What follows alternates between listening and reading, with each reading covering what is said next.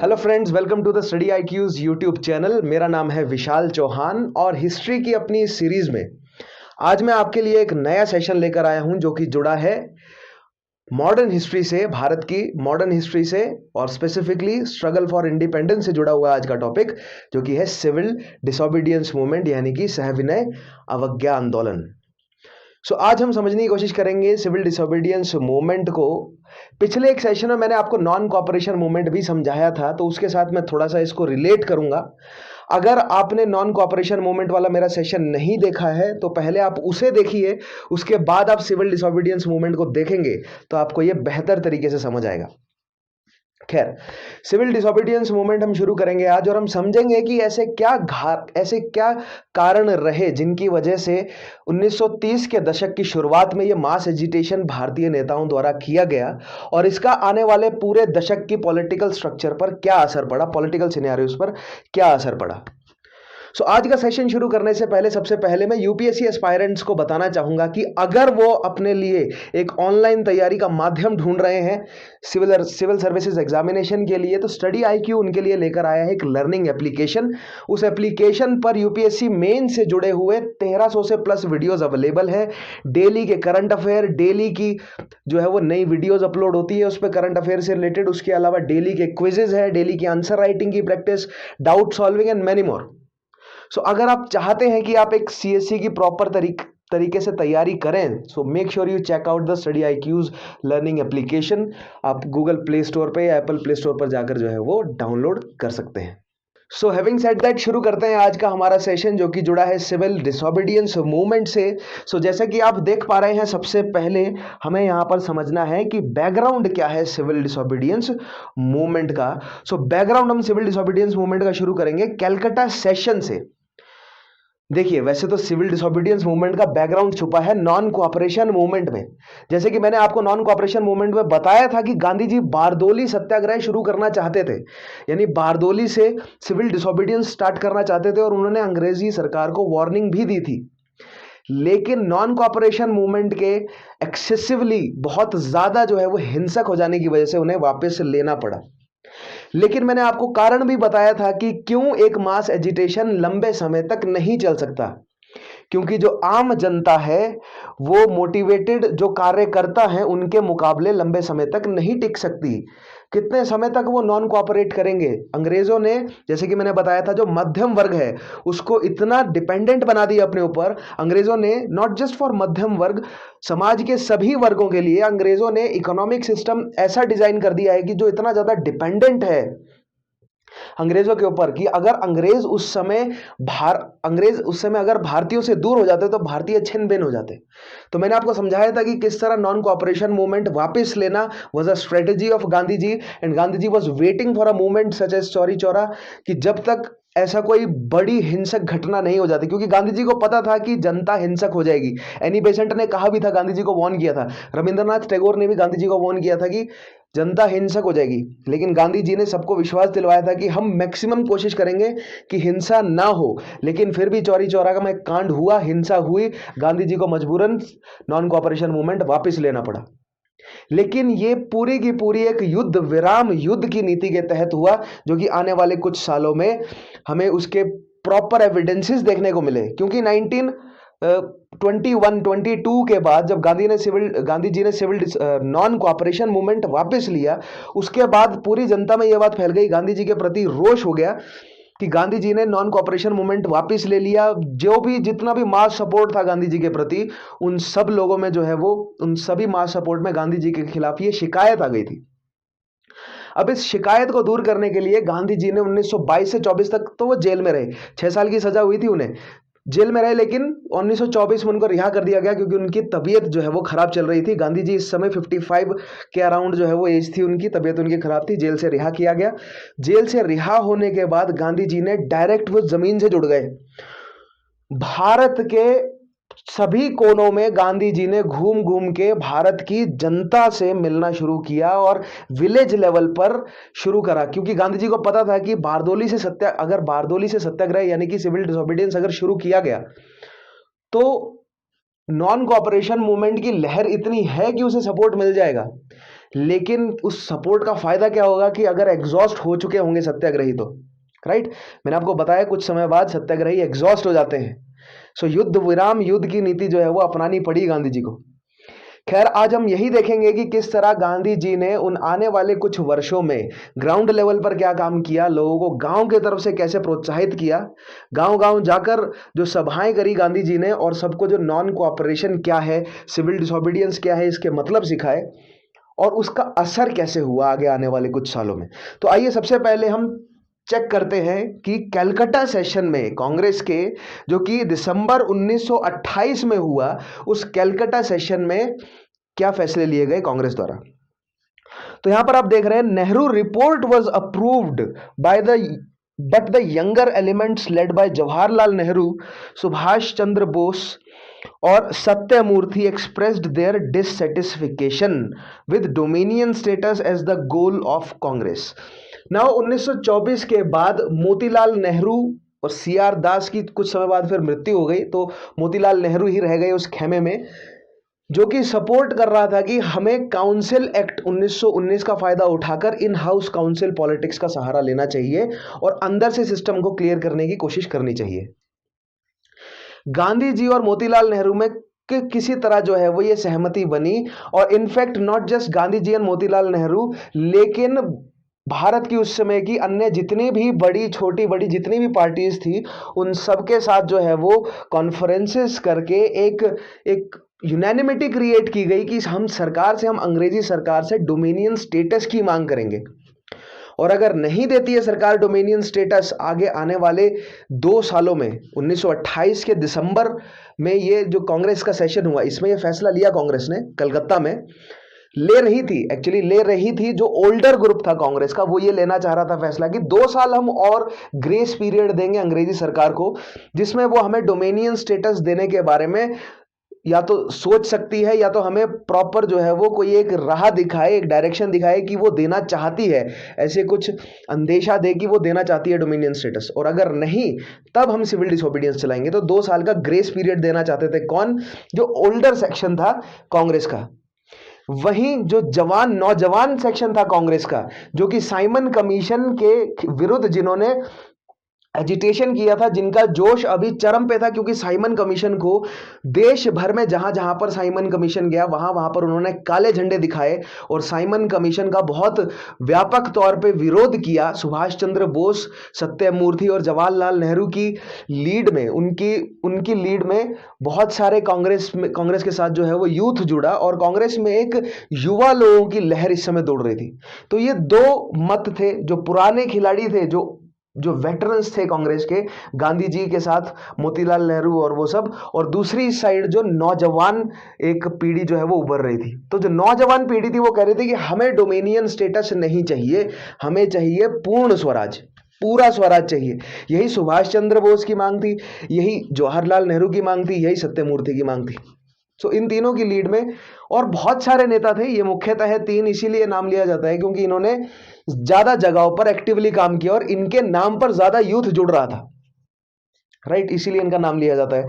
उसके अलावा दूसरी साइड जो मोतीलाल नेहरू ने जो रिपोर्ट प्रिपेयर करी थी, किसके बाद? साइमन कमीशन के आने के बाद, या उससे पहले भी जो रिसेशन हुआ था 1926 के आसपास, वहां से जो मोतीलाल नेहरू ने हिसाब लगा लिया था कि सरकार जो है वो अब गड़बड़ा गई है, प्लस लेबर पार्टी जो आने वाली थी अंग्रेजों की, और फिर उसके बाद आई भी लेबर पार्टी ब्रिटेन में, तो जो कंजर्वेटिव थे वो थोड़े से घबरा गए थे, और कंजर्वेटिव्स नहीं चाहते थे कि भारत में लेबर पार्टी कुछ ऐसा फैसला ले जिससे भारत की कॉलोनी जो है वो हट जाए।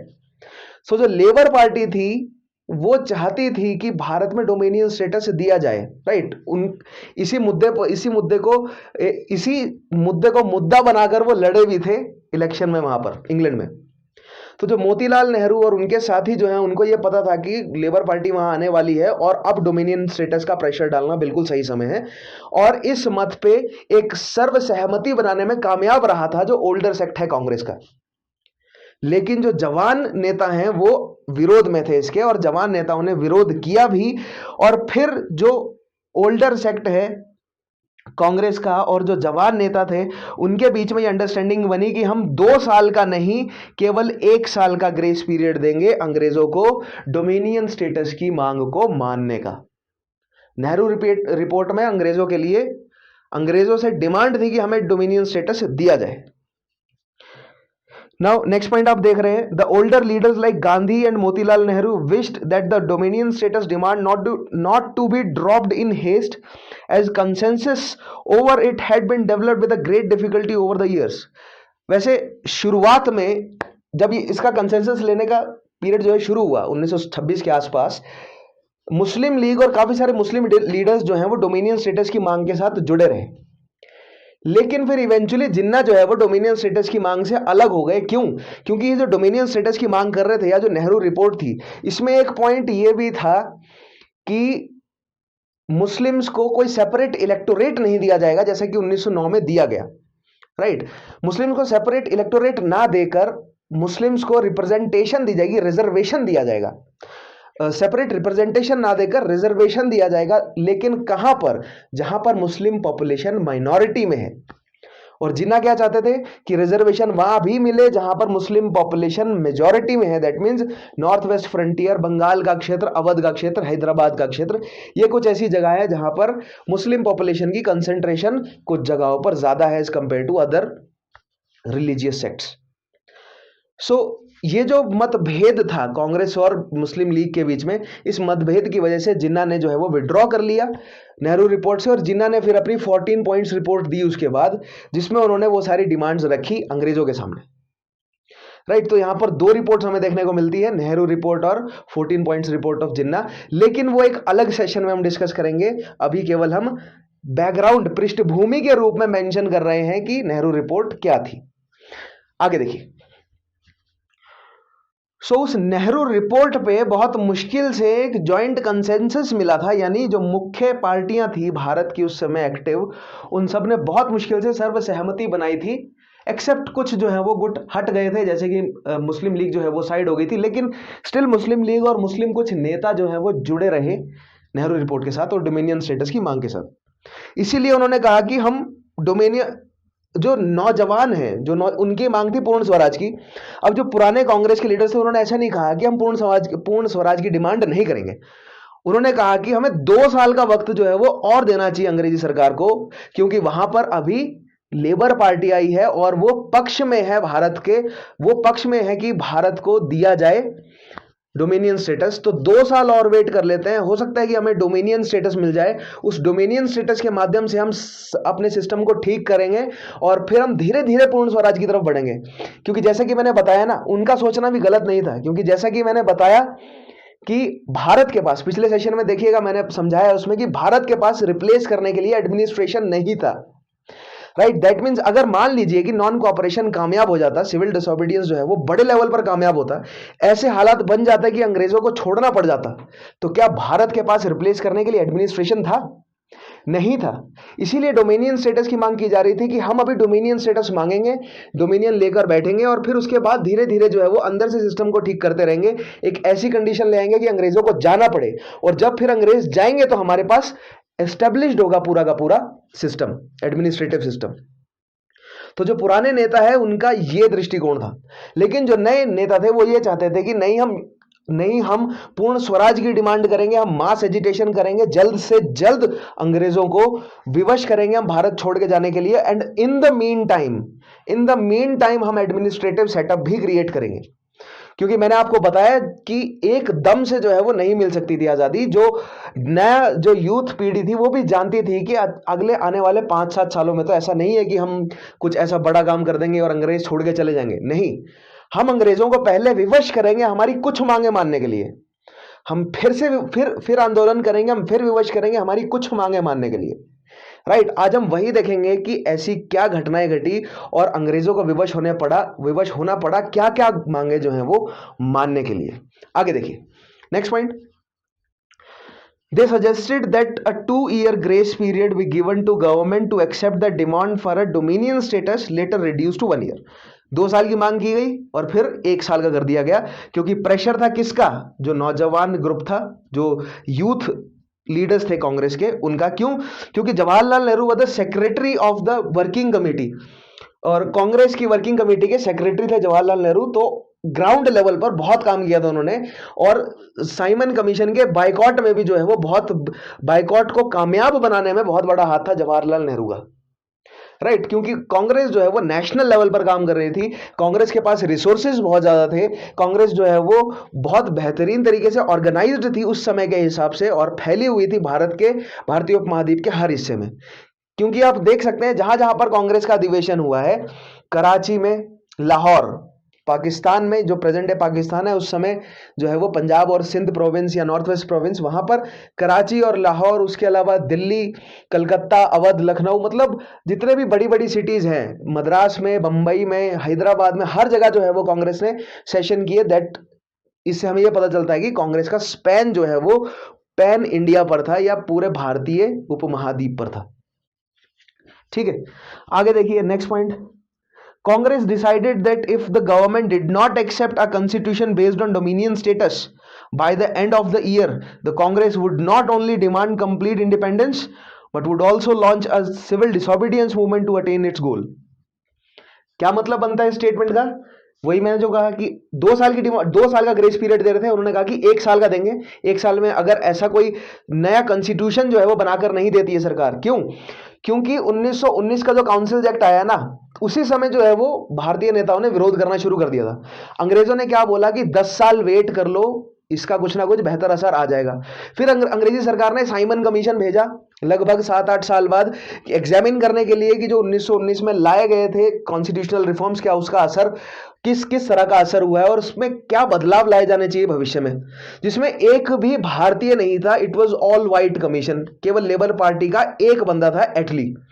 समझ रहे हैं आप? बाकी सब कंजर्वेटिव थे, लेबर पार्टी का केवल एक बंदा था, एटली, जो कि आगे चलकर प्रधानमंत्री भी बना। ध्यान रखिएगा ब्रिटेन का, आएंगे हम उस मुद्दे पर आगे। तो भारतीय इस बात से नाराज थे, और ये जो साइमन कमीशन में किसी भी भारतीय की प्रेजेंस नहीं है, इस बात को लेकर पूरे भारत की सभी पार्टी में सर्वसहमति थी। सभी लोगों में सर्वसहमति थी कि भारत के बारे में अगर आप कॉन्स्टिट्यूशन बना रहे हैं भारतीयों के लिए, तो उसमें भारतीय रिप्रेजेंटेशन भी तो होनी चाहिए। कांग्रेस ने बोला और सभी पार्टियों ने बोला कि आप आइए, कमीशन, साइमन कमीशन का हम स्वागत करते हैं, लेकिन उसमें भारतीय होना चाहिए, और अगर नहीं है तो आपको काले झंडे दिखाए जाएंगे, जो कि दिखाए भी गए थ्रू आउट इंडिया, जहां जहां पर साइमन कमीशन गया। खैर, ये गोल जो है वो कैलकाटा सेशन में सेट किया। उसके बाद इसी बीच और क्या क्या घटनाएं घटी देखेंगे हम, राइट। कांग्रेस की वर्किंग कमेटी बनी, और जो नॉन कॉपरेशन मूवमेंट के टाइम मैंने आपको बताया था कांग्रेस वर्किंग कमेटी बनी थी, उसने एक फॉरेन क्लॉथ बॉयकॉट कमेटी बनाई, एक अलग से फॉरेन क्लॉथ बॉयकॉट कमेटी बनाई। क्यों? क्योंकि गांधी जी हमेशा से ही 1924 के बाद गांधी जी लगे हुए थे ग्राउंड लेवल पर सबको बोलने कि अभी सिविल डिसोबीडियंस मूवमेंट शुरू नहीं हुआ है, जब हम करेंगे तो आपको सारा का सारा कपड़ा जला देना है, उनकी होली कर देनी है। ठीक है, इसके लिए कमेटी बनाई गई CWC की।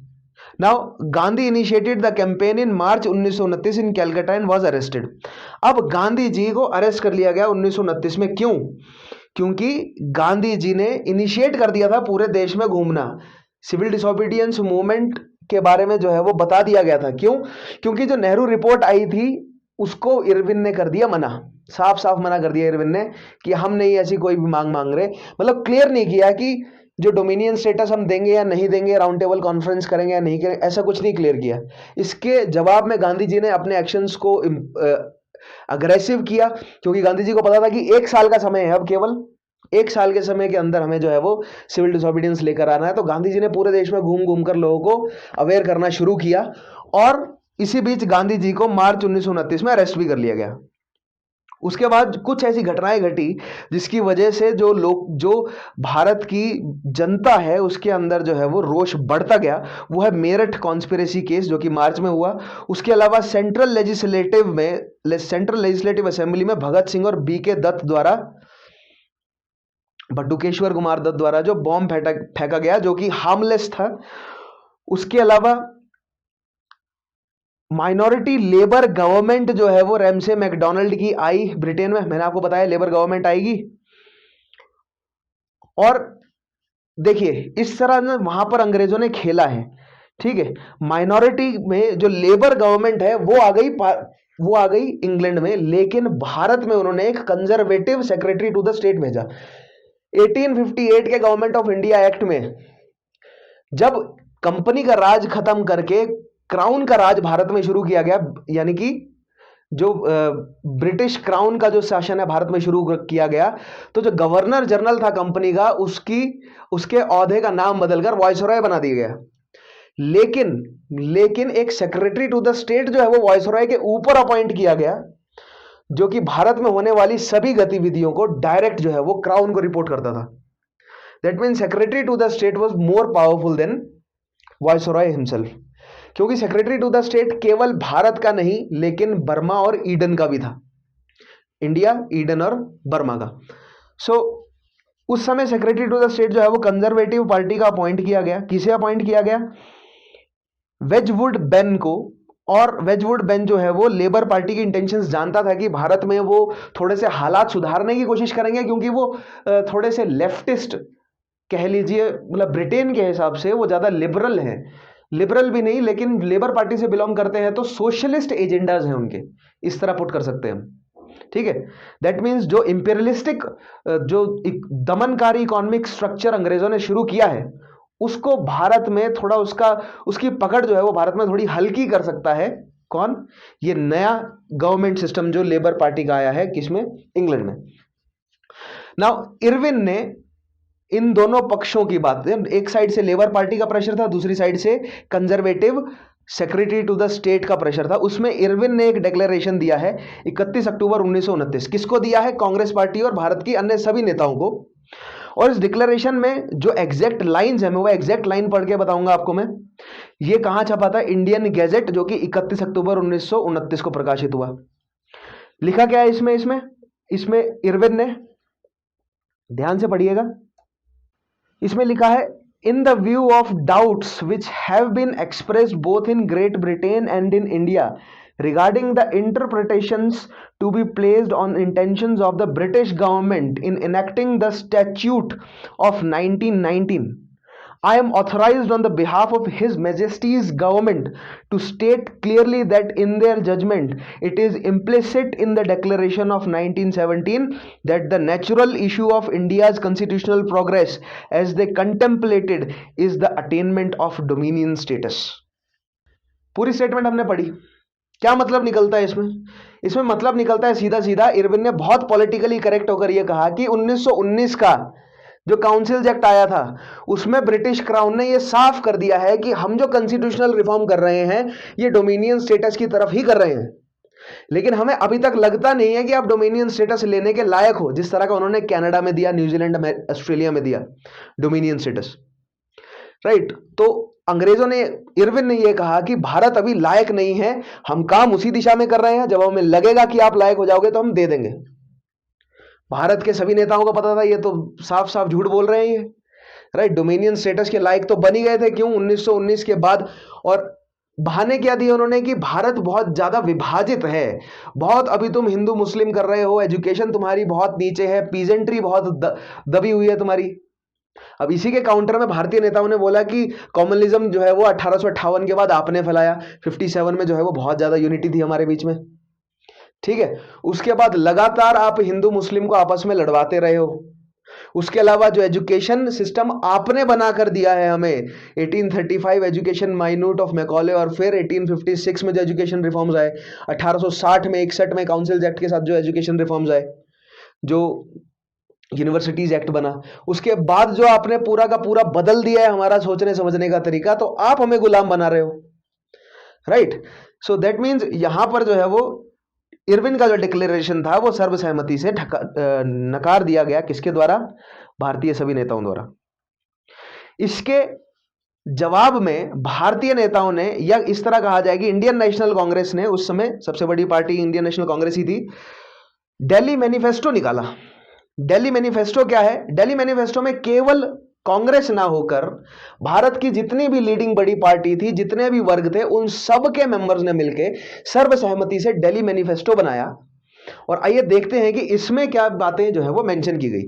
2 नवंबर 1929 एक कॉन्फ्रेंस हुई प्रोमिनेंट नेशनल लीडर्स की, जिसने एक दिल्ली मैनिफेस्टो जो है वो इशू किया और जिसमें कंडीशंस रखी। मैंने आपको बोला ना, इरविन ने बोला कि एक राउंड टेबल कॉन्फ्रेंस करेंगे हम।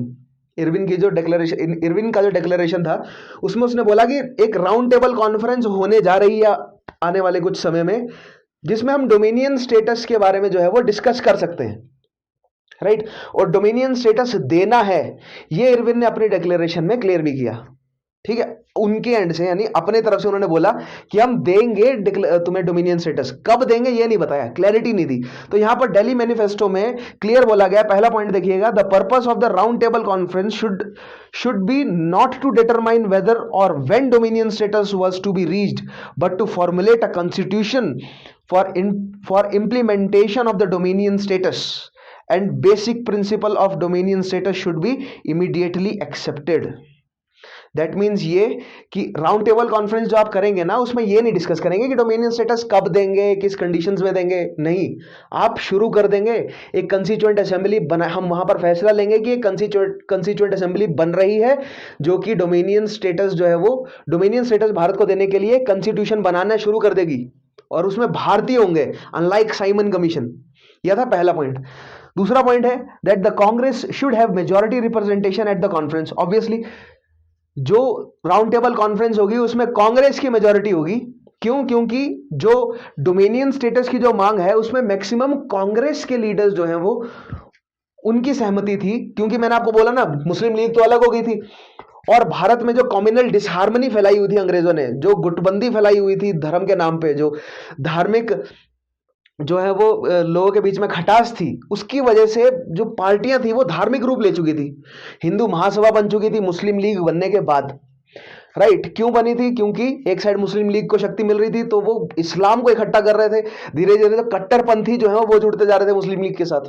और इसी वजह से जो है वो दूसरी साइड हिंदू मतलब एक ऐसा नेशनलिस्ट जो है भारतीय क्या बोलते हैं, जो स्वतंत्रता सेनानी थे, उन्होंने हिंदू महासभा बनाई, काउंटर में बन गई ना दोनों चीजें, ठीक है। तो ये इनका आपस में क्लैश था और कांग्रेस जो है वो न्यूट्रल रह के काम करना चाह रही थी, ठीक है। कांग्रेस चाहती थी कि भारत में एक धर्मनिरपेक्षता बनी रहे, भारत सेक्युलर स्टेट बने, ना कि किसी तरीके का रिलीजियस स्टेट, ठीक है। तो इसी दिशा में काम करते हुए उन्होंने कहा कि कांग्रेस की मेजॉरिटी में रिप्रेजेंटेशन होनी चाहिए। तीसरा point, there should be a general amnesty for political prisoners and a policy of conciliation. उन्होंने बोला कि अगर पॉलिटिकल प्रिजनर आप किसी को लेते हो तो उसको मारते पीटते क्यों, उसको तुम प्रताड़ित करते हो, आधे तो लोग जेल में ऐसी दम तोड़ देते हैं। उसके अलावा उनके साथ थोड़ा आप रहम बरतेंगे, अगर आप किसी को पॉलिटिकल प्रिजनर बनाते हैं तो वो पॉलिटिकल प्रिजनर है। ये सारी भावनाएं कहां से आ रही हैं? फ्रेंच रेवोल्यूशन से, रशियन रेवोल्यूशन से, राइट, अमेरिकन रेवोल्यूशन से, ये वहां से जो है वो सारी भावनाएं भारत में ट्रांसफर हुई हैं। आगे मैं आपको बताऊंगा कि इन्फ्लुएंस जो है वो वर्ल्ड हिस्ट्री के जब पॉइंट में लेके आऊंगा, वर्ल्ड हिस्ट्री के टॉपिक जब मैं लेके आऊंगा, वहां पर मैं आपको बताऊंगा कि किस तरह उन रेवोल्यूशन का असर भारत पर पड़ा। बहुत इंपॉर्टेंट क्वेश्चंस रहेंगे वो। खैर, यहां पर वायसरॉय इरविन ने रिजेक्ट कर दी डिमांड, दिल्ली मैनिफेस्टो को rejected the demands put forward in the Delhi manifesto after Gandhi along with Motilal Nehru and other political leaders met Lord Irwin in December 1929। दिसंबर 1929 में गांधी और मोतीलाल नेहरू और अन्य नेता जो है वो मिले भी थे इरविन के साथ, लेकिन फिर इरविन ने रिजेक्ट कर दिया, ठीक है। इसके जवाब में जो लाहौर का कांग्रेस सेशन हुआ है ना 1929 का दिसंबर में, उसकी अध्यक्षता की जवाहरलाल नेहरू ने। और क्यों की अध्यक्षता? क्योंकि गांधी जी ने बैक किया जवाहरलाल नेहरू को। क्यों किया? क्योंकि साइमन कमीशन के बॉयकॉट में जवाहरलाल नेहरू ने एक्सेप्शनल काम करके दिखाया था और बहुत ज्यादा जनमत इस समय जवान लोगों का, नॉट जस्ट जवाहरलाल नेहरू लेकिन इनकी जो पूरी टीम थी, सुभाष चंद्र बोस एंड एवरीवन, उनके साथ भारतीय जो युवा है उनकी सिंपैथी जुड़ी हुई थी। दूसरी चीज, ये आजादी पाना अब युवाओं का खेल हो गया था। जो वृद्ध हैं, जो वेटरन्स हैं, वो धीरे धीरे जो है वो अपनी एज खो दिया था उन्होंने सरकार और जनता के ऊपर कंट्रोल वाली। तो युवाओं को जो है वो अब आगे लाने का अवसर जो है वो गांधी जी को मिला, राइट। तो गांधी जी ने यहां पर आप कह सकते हैं कि किंग मेकर का काम किया और जवाहरलाल नेहरू को बैक किया। किसके लिए? जो लाहौर का सेशन हुआ, जबकि 18 प्रोविंशियल कांग्रेसेस, मैंने आपको बताया ना प्रोविंशियल कांग्रेसेस बनी थी नॉन कोऑपरेशन मूवमेंट के समय, उनमें से केवल 3 ने ही जो है वो जवाहरलाल नेहरू को बैक किया था। उसके अलावा 15 जो है वो जवाहरलाल नेहरू के खिलाफ थे कि वो ना बने, ठीक है। मोतीलाल नेहरू बने उस समय के लीडर, मतलब president of Congress for that particular session in 1929 इन लाहौर। लेकिन फिर भी लाहौर सेशन के जवाहरलाल नेहरू को जो है वो बनाया गया। Jawaharlal Nehru was nominated the president for the Lahore session of the Congress mainly due to Gandhi's backing as 15 out of 18 provincial Congress committees had oppose Nehru. ठीक है, ये पॉइंट आ गया। दूसरा point, the following major decisions were taken at the Lahore session. अब जवाहरलाल नेहरू और उनके सहयोगियों का जो है वो दबदबा था उस समय किसमें, कांग्रेस के सेशन में, और गांधी जी उनके साथ थे। सो दैट मींस जितनी भी मांगे थी जवाहरलाल नेहरू सुभाष चंद्र बोस की, उन सबको जो है वो फॉरवर्ड आगे रखा गया और उन पे सहमति जो है वो बनी कांग्रेस की इस पूरी कॉन्फ्रेंस की। तो क्या क्या पॉइंट्स थे? सबसे पहले तो राउंड टेबल कॉन्फ्रेंस को बायकॉट किया जाएगा। क्यों? क्योंकि दिल्ली मैनिफेस्टो को मना कर दिया उन्होंने। ठीक है। दूसरी चीज, complete independence were declare as the aim of Congress. कोई डोमिनियन स्टेटस नहीं, कोई स्वराज नहीं, पूर्ण स्वराज। क्योंकि स्वराज्य चाहिए हमें। स्वराज्य के कई तरह के मतलब हो सकते हैं, है ना। कहने का मतलब डोमिनियन स्वराज्य चाहिए आपको, या आपको कुछ परसेंट जो है वो आपको पावर चाहिए, सेंटर में चाहिए, या प्रोविंशियल पावर चाहिए, राइट। सो दैट मीन्स वहां पर दुविधा और डाउट था थोड़ा सा। तो पूर्ण स्वराज शब्द का इस्तेमाल किया गया और यह भावना जो है वो जनमत में फैलाने की कोशिश की गई कि अब जो कांग्रेस चाहती है वो केवल पूर्ण स्वराज चाहती है। अब ऐसा नहीं है कि पूर्ण Swaraj was the very first time introduced in Congress. Jawaharlal Nehru non cooperation के समय से पूर्ण स्वराज की बात कर रहे थे और अन्य जो है रेडिकल नेता वो भी कर रहे थे पूर्ण स्वराज की बात। नाउ लेकिन तब तक सरकार जो है वो डोमिनियन स्टेटस के बारे में सोच रही थी, क्योंकि कामयाबी मिल चुकी थी कनाडा को डोमिनियन स्टेटस प्राप्त करने में और वहां पर सिस्टम ठीक चल रहा था। ठीक है, अब आगे देखते हैं। नेक्स्ट पॉइंट क्या है? Congress working committee was authorised to launch a programme of civil disobedience including non payment of taxes and all members of legislatures were asked to resign their seats. जितने भी 1919 के काउंसिल एक्ट की वजह से जो भी लेजिस्लेशन में जो प्रोविंशियल काउंसिल में जो है वो एंटर हुए हैं इलेक्शंस के माध्यम से, उनको बोला गया कि आप रिजाइन करें और आगे आप इलेक्शंस नहीं लड़ेंगे। उसके अलावा कांग्रेस वर्किंग कमेटी, जिसके सेक्रेटरी तो हैं ही जवाहरलाल नेहरू, उसको पूरी जिम्मेदारी दी गई कि सिविल डिसोबीडियंस मूवमेंट आपको मैनेज करना है। ठीक है। नेक्स्ट पॉइंट, जनवरी 26 1930 को फिक्स कर दिया गया कि भारत का इंडिपेंडेंस डे है। ठीक है, स्वराज दिवस, और इसमें इसको सेलिब्रेट किया जाएगा अब 1930 26 जनवरी को। सो इसीलिए भारत का रिपब्लिक डे जो है वो 26 जनवरी को मनाया जाता है 1950। अदरवाइज 26 नवंबर 1949 को हमारा संविधान पूरा बनकर साइन होकर तैयार हो गया था, लेकिन उसको लागू 26 जनवरी को इसलिए किया गया अगले साल, ताकि इस 26 जनवरी जो तारीख है, जो कि लाहौर के सेशन में फिक्स की गई थी एज इंडिपेंडेंस डे, उसकी इंपॉर्टेंस बनी रहे। ठीक है, तो यहां पर 26 जनवरी 1930 को फिक्स किया गया इंडिपेंडेंस डे। अब दिसंबर 1931, लाहौर सेशन चल रहा है अभी, दिसंबर 1931 दिसंबर 31 1929, यस दिसंबर 31 1929 रात्रि मतलब मिडनाइट के समय रावी नदी के किनारे जवाहरलाल नेहरू ने ट्राई कलर यानी कि तिरंगा फहराया। पहली बार इंडिया का तिरंगा या नेशनल फ्लैग जो है वो यहां पर इंट्रोड्यूस हुआ।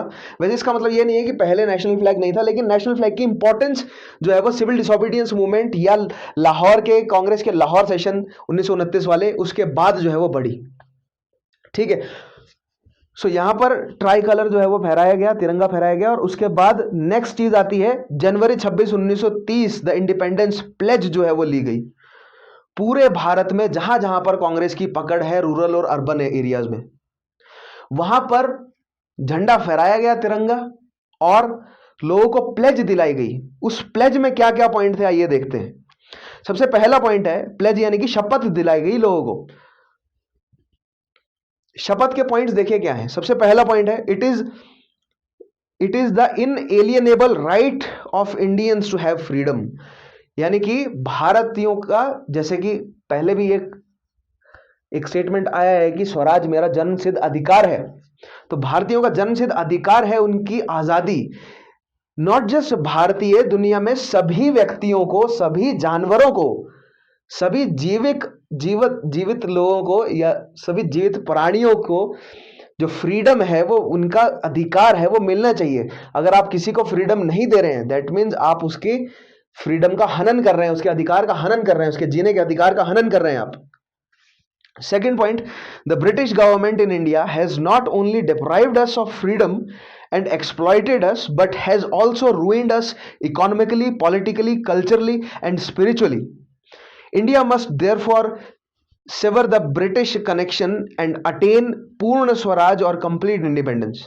तो यहां पर देख रहे हैं आप, इकोनॉमिक, पॉलिटिकल, कल्चर और स्पिरिचुअल। इकोनॉमिक कैसे? ड्रेन वेल्थ की theory, theory of drain of wealth. ठीक है, कि पहले क्या किया उन्होंने, पहले यहां से तैयार सामान ले गए, ठीक है, और फिर यहां से कच्चा सामान ले जाने लगे, और इंडस्ट्रियल रेवोल्यूशन जो है वो यूरोपियन एरिया में, वहां से प्रोसेस करके उस सामान को वापस भारत में ला रहे हैं, और भारत में भारत का जो पूरा मार्केट है वो खराब कर दिया, भारत के हैंडीक्राफ्ट मार्केट को खराब कर दिया। ठीक है, और भारत के जो जितने भी व्यापारी हैं उनको एक्सपोर्ट करना बहुत महंगा कर दिया, अंग्रेजों का बना हुआ सामान इंपोर्ट करना बहुत आसान कर दिया। इस तरह से भारत का जितना भी व्यापार है वो सब तहस नहस हो गया। दूसरी चीज, बहुत ज्यादा जो है वो टैक्स लगाए हुए, 90% टैक्स लगा दिए लैंड पे। लोग खाएंगे क्या और अपने लिए बचाएंगे क्या? कुछ भी नहीं, भुखमरी फैल गई, लोगों ने गांव के गांव जो है वो छोड़ दिए, जंगलों में रहने लग गए, या भारत से माइग्रेट कर गए लोग। बहुत जगहों पर तो अंग्रेजों की पकड़ वाले क्षेत्र से माइग्रेट कर गए लोग दूसरी जगहों पर, जहां पर उन्हें इस तरह का भारी टैक्स ना देना पड़े। तो इकोनॉमिकल तरीके से उन्होंने हनन किया भारतीयों का। पॉलिटिकल हनन तो है ही, क्यों? क्योंकि अंग्रेजों ने भारत की सारी रूलिंग क्लास को घुटने पर ले आए। राइट, भारत के जितने भी, नॉट जस्ट रूलिंग क्लास, हर एक वर्ग को। सो भारत में पॉलिटिकल एंटिटीज जितनी भी थी वो सब खत्म कर दी उन्होंने, केवल सिक्का अंग्रेजों का चला। राइट, मुगल्स को मैंने आपको बताया कि मुगल्स को कैसे झुकाया उन्होंने। उसके अलावा कल्चरली और स्पिरिचुअली भारत का कल्चर जो है वो खत्म कर दिया। राइट, ये भावना, एक मध्यम वर्ग जो बनाया उसके अंदर ये भावना फैलाई कि तुम अगर भारत का खादी पहनोगे और हमारी शर्ट पैंट कोट नहीं पहनोगे तो तुम नीचे हो।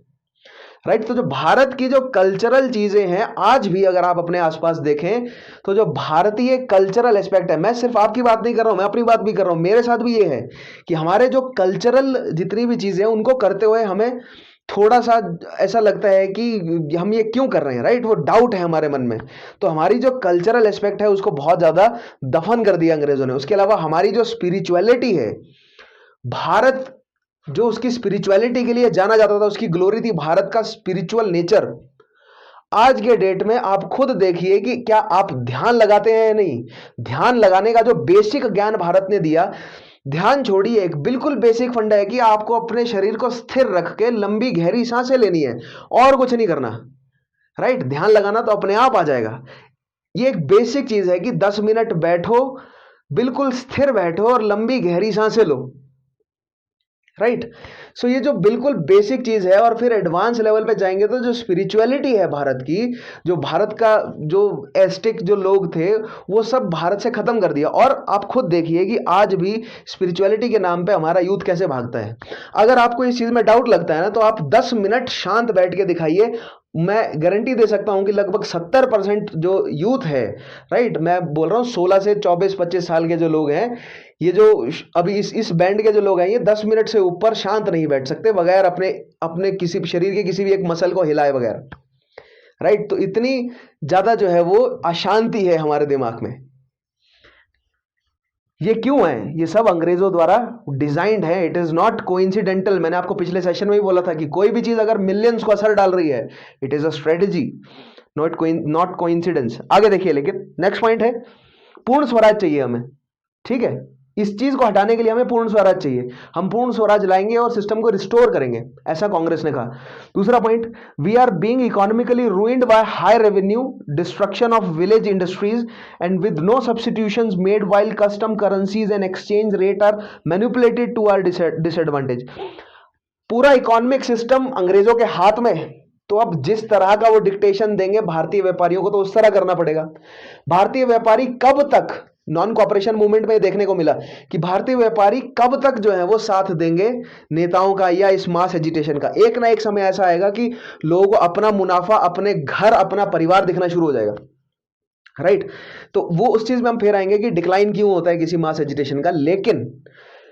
लेकिन इकोनॉमिकली रूइन कैसे किया हमें? विलेज इंडस्ट्रीज को खत्म कर दिया। अब जो लोग पहले, आज भी आप देखिए कि कितने लोग अपना कपड़ा खुद बना रहे हैं। पहले बहुत जनता अपना कपड़ा खुद बनाती थी, राइट। मैं जिस ट्राइब से बिलोंग करता हूं, हमारी ट्राइब जो है वो कपड़ा बनाने के लिए बहुत मशहूर है। हमारी ट्राइब, मैं गद्दी ट्राइब से बिलोंग करता हूं। राइट, अगर आपने पढ़ा हो गद्दी ट्राइब के बारे में, तो मैं गद्दी ट्राइब से बिलोंग करता हूं। हमारे जो पूर्वज हैं वो गडरिये थे और वो भेड़ की ऊन से कपड़ा तैयार करते हैं।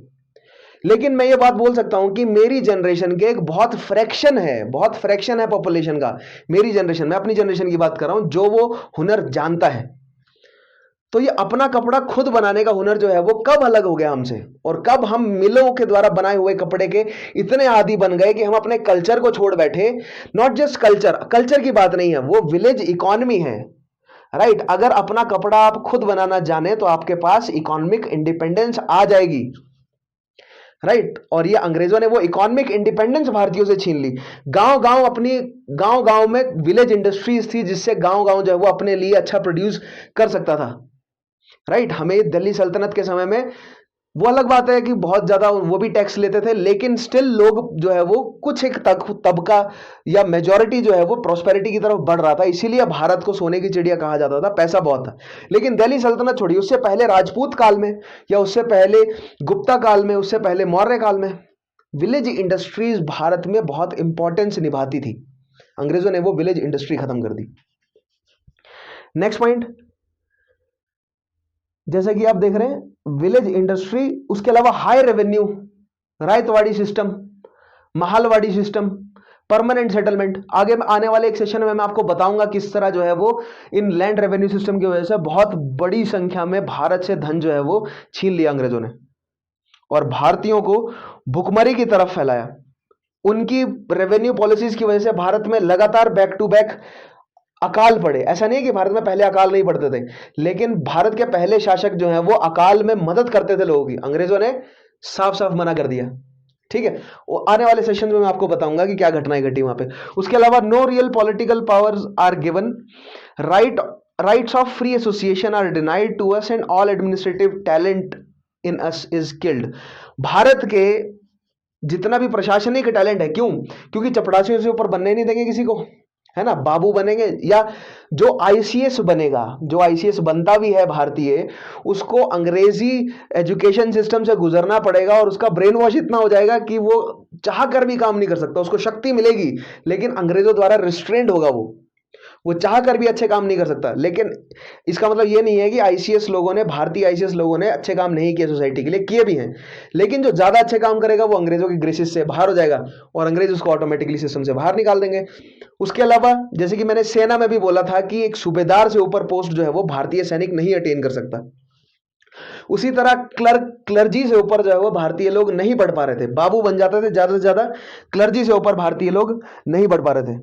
ठीक है, culturally the system of education has torn us from our moorings. मैंने आपको बताई, एजुकेशन जो है वो भारतीयों को भारतीय नीतियां जो हैं वो उससे दूर कर रहा है। Spiritually compulsory department has made us unmanly. कहने का मतलब ये कि अब आप खुद सोच के देखिए, आज के डेट में जो यूथ है वो कितनी जल्दी ट्रिगर हो जाता है। आप दूसरों को मत, आप खुद को देखिए कि आप कितनी जल्दी ट्रिगर हो जाते हैं। मैंने जो बेसिक एक्सपेरिमेंट बोला ना कि 10 मिनट 15 मिनट शांत बैठ के देखिए, अब देखिए क्या आप अपनी एक भी मसल को हिलने से रोक सकते हैं या नहीं। आप पाएंगे बहुत बड़ी पॉपुलेशन सरप्राइज हो जाएगी कि कैसे हम 2 या 3 मिनट बाद ही हमारा मन जो है वो इतना कटोचने लग जाएगा हमें, कि हमें हिलना पड़ जाएगा, हमें शरीर हिलाना पड़ेगा। राइट, दैट मीन्स हम शांत नहीं बैठ सकते। तो यहां पर लिखा गया है, इस शपथ में लिखा गया था कि अंग्रेजों के एजुकेशन सिस्टम ने हमारी जो स्पिरिचुअलिटी खत्म कर दी है, हमें नपुंसक बना दिया है। ठीक है, next point, we hold it a crime against man and God to submit any longer to British rule. है ना, हम कहते हैं ब्रिटिश रूल के साथ जुड़ना अब भगवान के खिलाफ है, भगवान की आज्ञा के खिलाफ है। ये अत्याचार को सहना जो है वो भगवान की आज्ञा के साफ साफ खिलाफ है, चाहे आप किसी भी भगवान को मानते हो।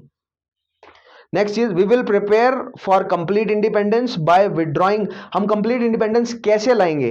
Bye withdrawing as far as possible all voluntary association from British government and will prepare for civil disobedience through non payment of taxes.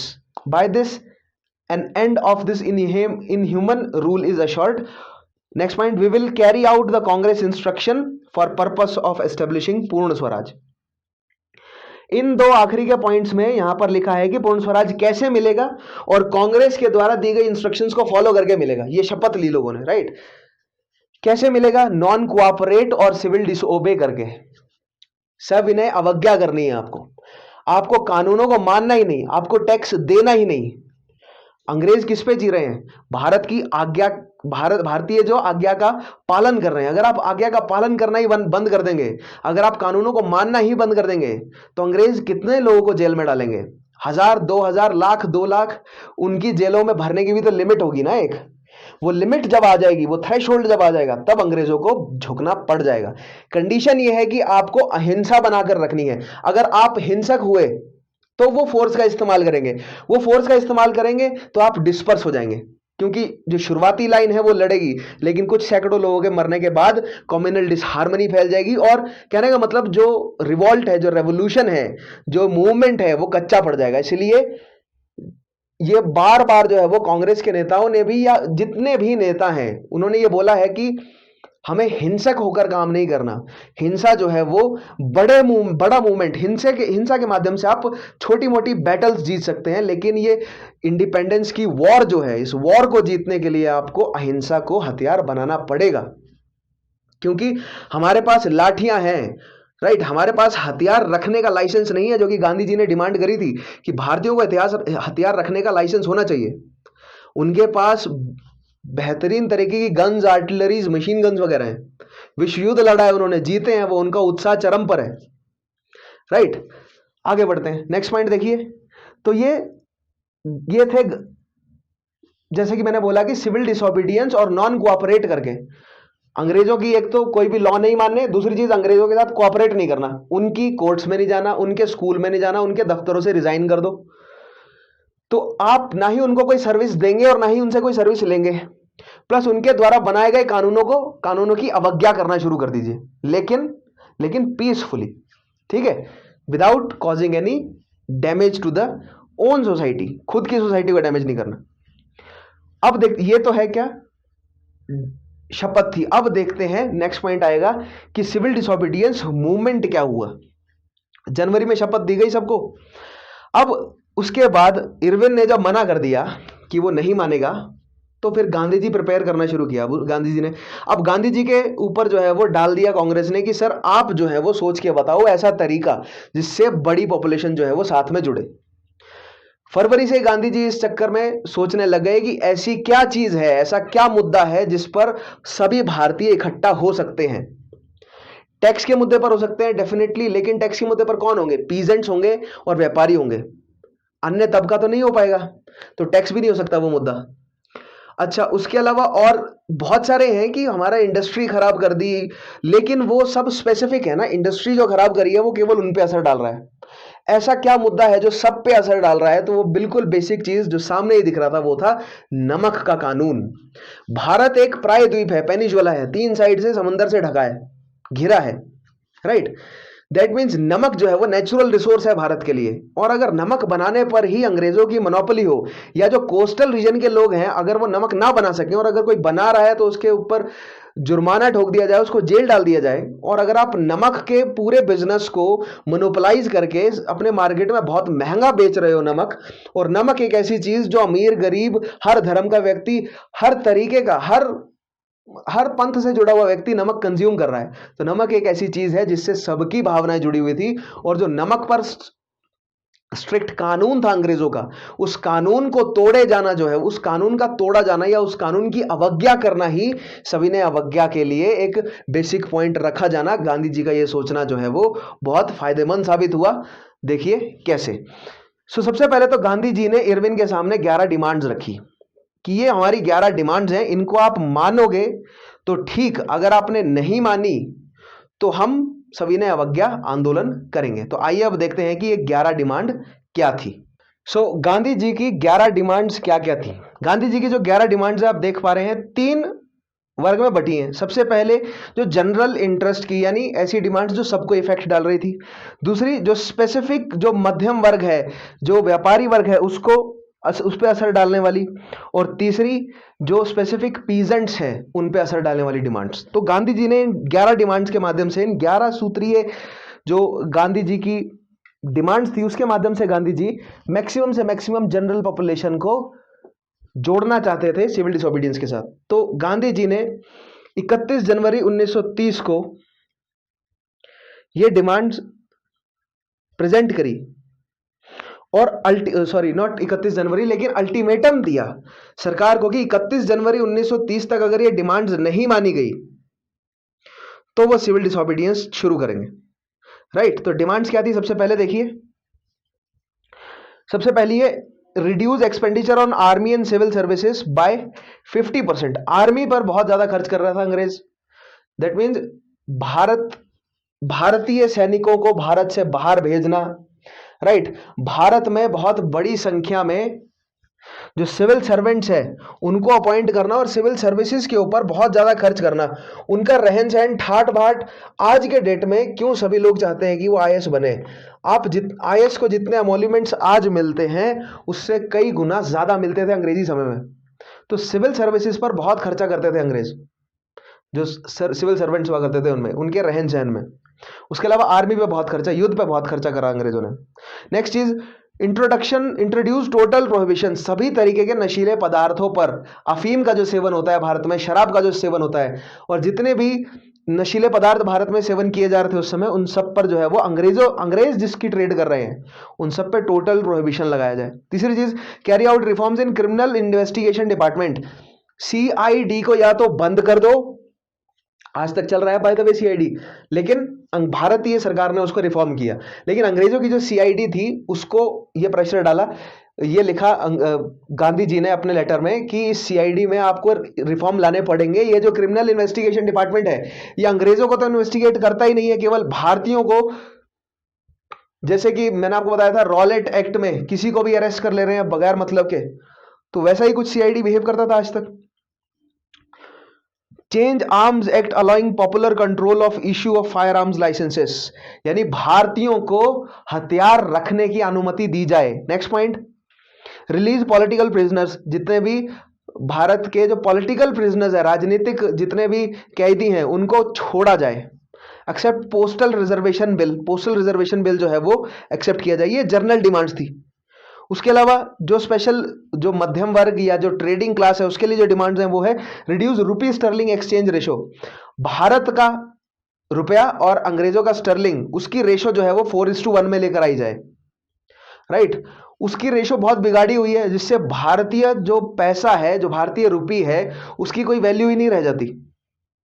Introduce textile protection. Bharat का जो टेक्सटाइल है उसका एक्सपोर्ट जो है वो आसान किया जाए।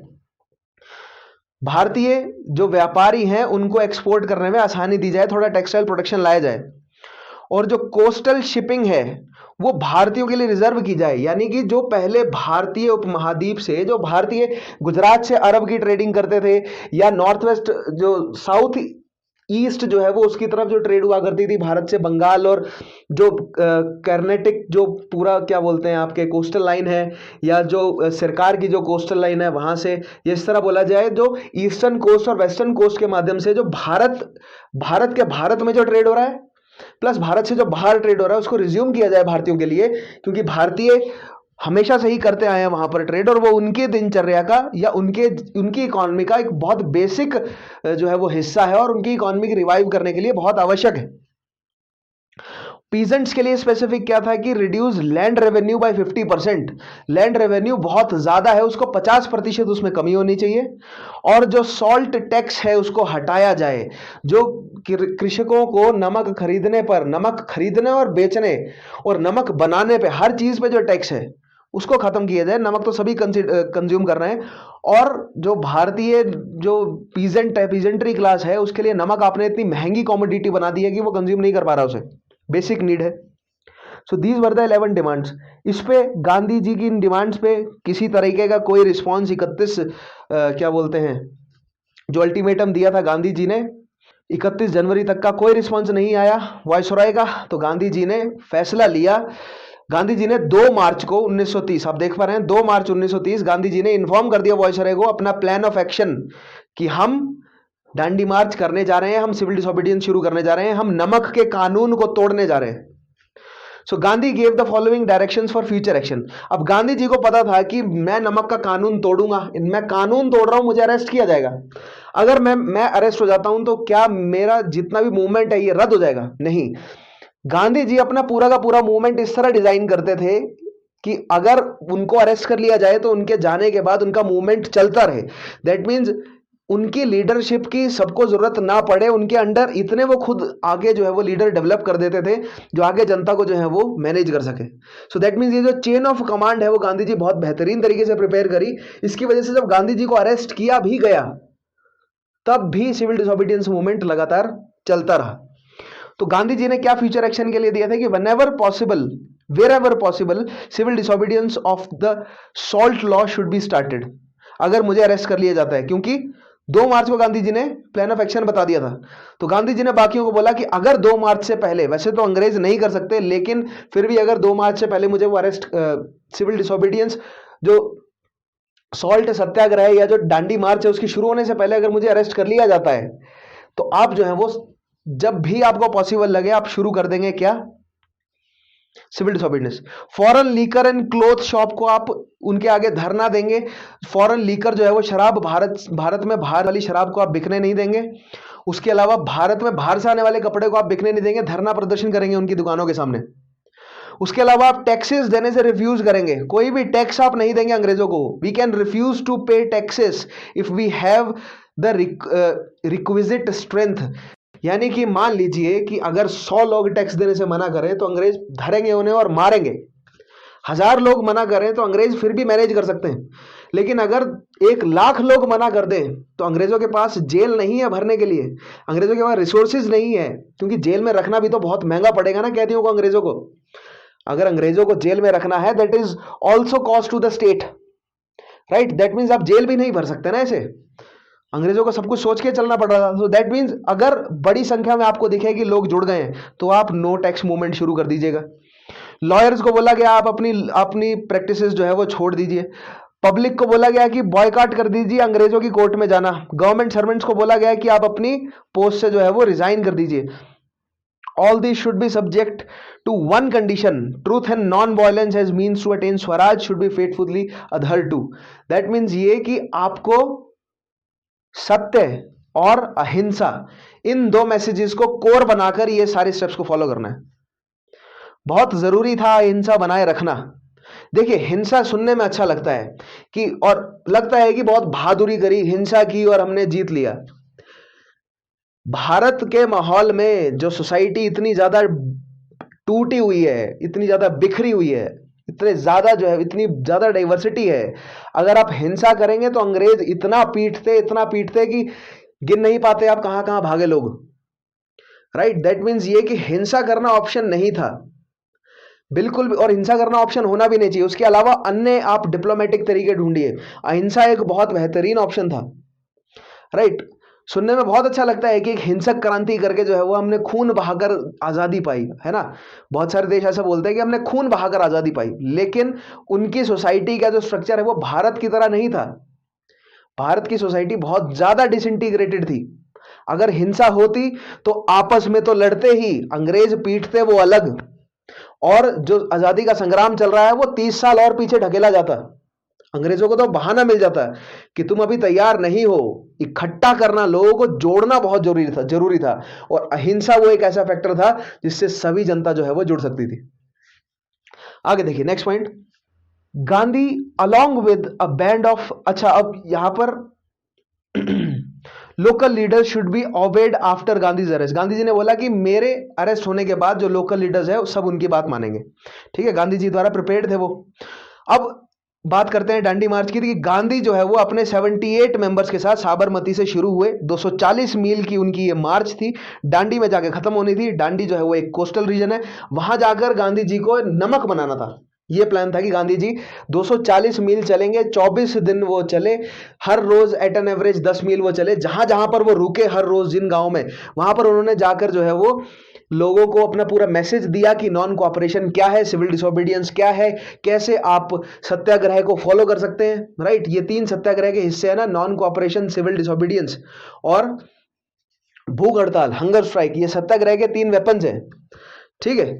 तो इन 3 वेपन्स को किस तरह यूज किया जाता है अंग्रेजों की इंपीरियलिस्टिक सरकार को उखाड़ने के लिए, इसका मैसेज देते गए गांधी जी 24 दिन तक। और फिर जब वो 5 अप्रैल को पहुंचे डांडी, उसके 5 अप्रैल में उन्होंने एक बहुत बड़ी जनसभा को संबोधित किया जिसमें लगभग 60,000 लोग जो है वो जुड़े हुए थे, क्योंकि जहां जहां पर गांधी जी गए थे, 78 तो उनके साथ थे लोग, लेकिन उसके अलावा जहां जहां पर गांधी जी जा रहे थे वहां वहां से लोग उनके साथ जुड़ते जा रहे थे। उन गांवों से आस पड़ोस के जितने भी शहर थे, गांधी जी के पास आए थे वो नमक कानून तोड़ने के लिए।